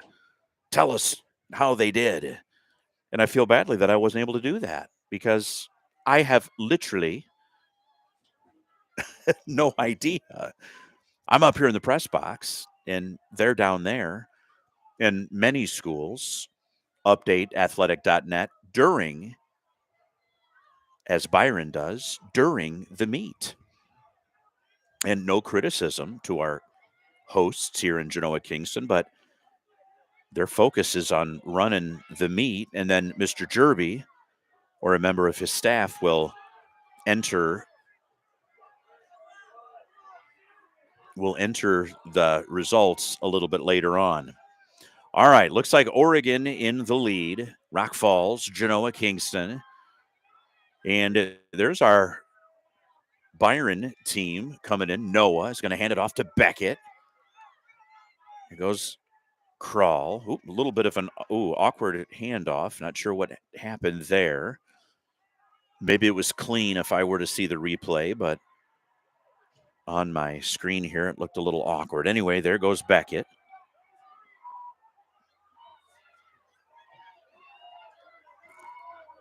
Ooh, look at this guy go. Oregon was in the lead, and now they're in second place now. I was trying to focus in on the Byron athletes, but meanwhile, Rock Falls takes the lead. Very strong second leg there for one of the Rockets.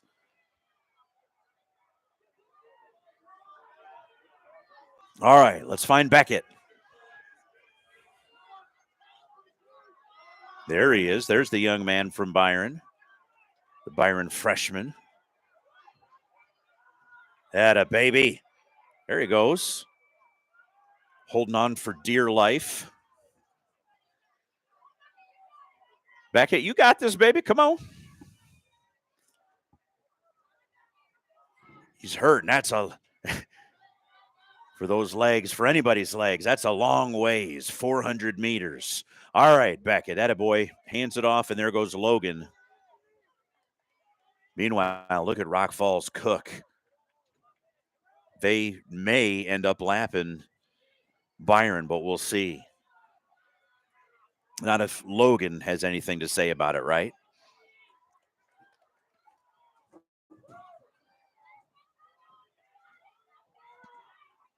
There goes Grove.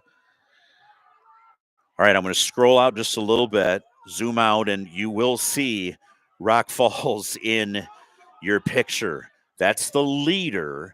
That would be lapping the Byron team.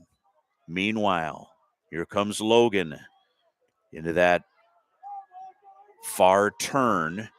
You can see Rock Falls breathing down Logan's neck now. Come on, Logue.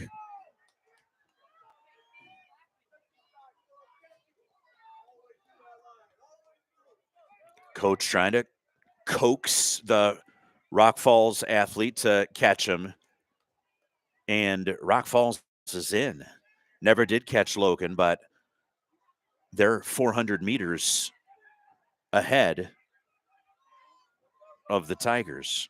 Here comes Oregon, or I should say Oregon finished. Here comes the second Rock Falls team.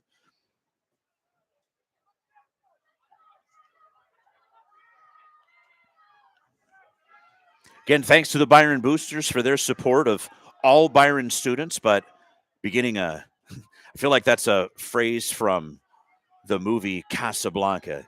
Here's to the start of a beautiful friendship.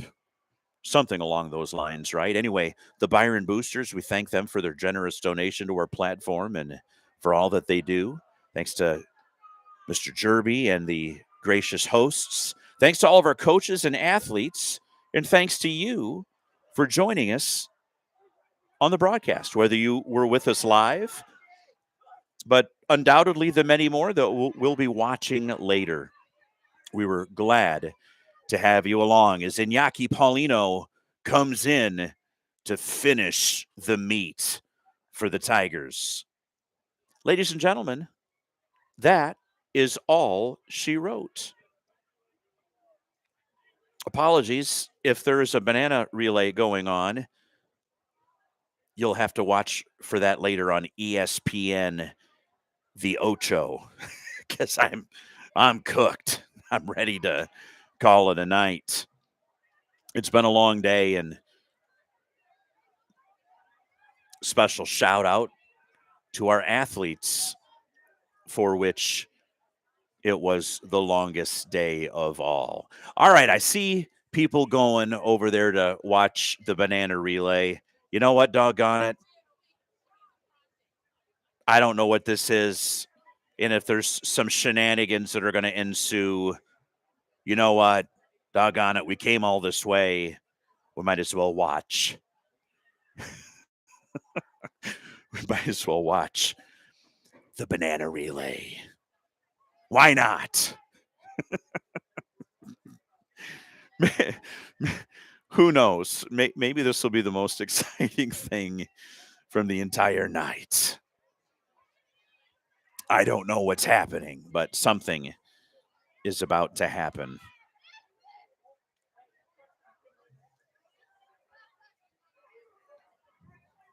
So a lot of meets will have the big throwers run in a relay. So I guess this is potentially their version of that. Something is about to happen. And you know what? What's another 5 to 10 minutes, right? There's even a couple people that were about to leave, and they're still sticking around to see what the heck's about to happen.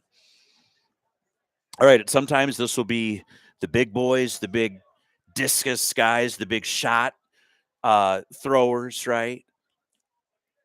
Guys that, with all due love and respect, wouldn't normally be out there running a sprint. And it's pretty exciting. We've seen it before, but I guess this is their version of that. And why not at 7:54? That'll take us to about 8 o'clock when all is said and done. If you would like to sponsor a broadcast down the road, we'd love to have you. Contact us on YouTube. Give us a private message. Or my name is Evan Burris, and I work at the Byron Schools. Shoot me an email. If you're a friend, text me. Catch me around town. The sky's the limit for how we can grow this platform. And again, I want to make myself clear. Just because I said earlier that let's not kid ourselves that the media exists as a money-making device, make no mistake, they're not broadcasting your favorite sporting event for free. But we are for the time being. And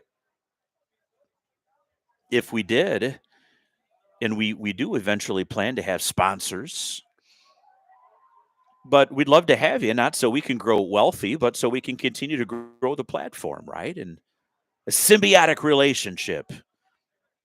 And it would be a great opportunity for many of you to support the cause and then get your name recognized during the broadcast.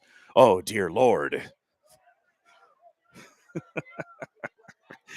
Some of these guys.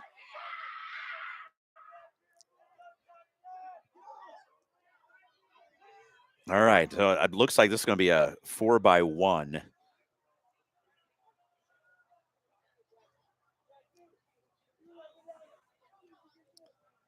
And you know what? It looks like the kids are going to love it. Anyway, let me finish that last comment. All right, hold on. Let's listen to Phil. It's a 4x100, basically utilizing your field event throwers. Instead of a baton, we're using a banana.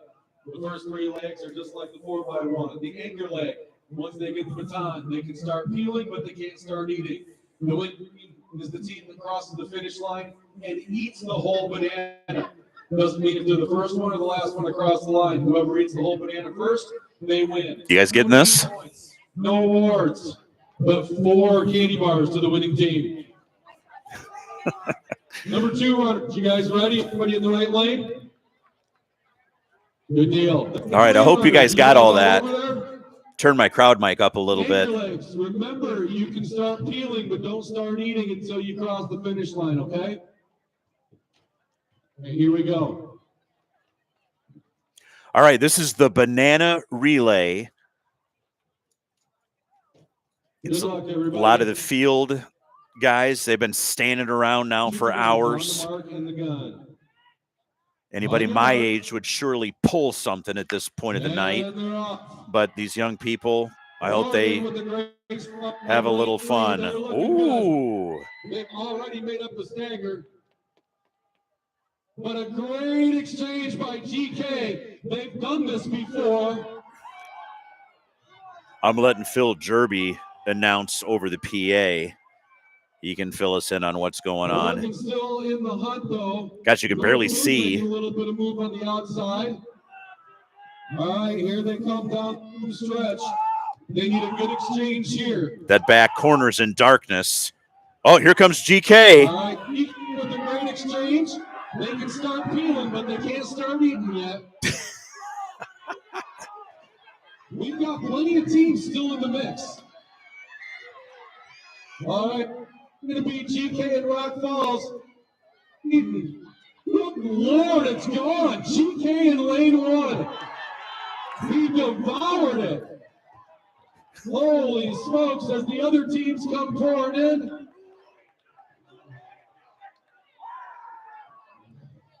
I don't even think he ate that. I think he inhaled it. That was insane. We hope everybody had a great time tonight. I hope you had a bunch of great times and distances. We'll have everything posted on athletic.net in about 10 minutes for all of the events that actually did score points. Hope everybody has a great rest of their season. And soon. Well, again, coaches will have it on athletic.net in about 10 minutes. That's a wrap from Genoa. Pick everything up. I'm tired. As I was saying earlier, if you're listening now or later and you'd like to partner with us, we'd love to have you. Evan Burris, contact me at the schools or around town. Thank you, though, as I've said many times tonight, to the Byron Boosters for the start of a beautiful friendship and your gracious donation. For Jeff Milburn, for Katie Roush, for Mike McHale, and all the coaches and all of the athletes, this is Evan Burris signing off from Genoa Kingston as we see the proud winners of the Banana Relay. Folks from Genoa, this has been a proud presentation of Byron Tigers Live. See you next time on YouTube.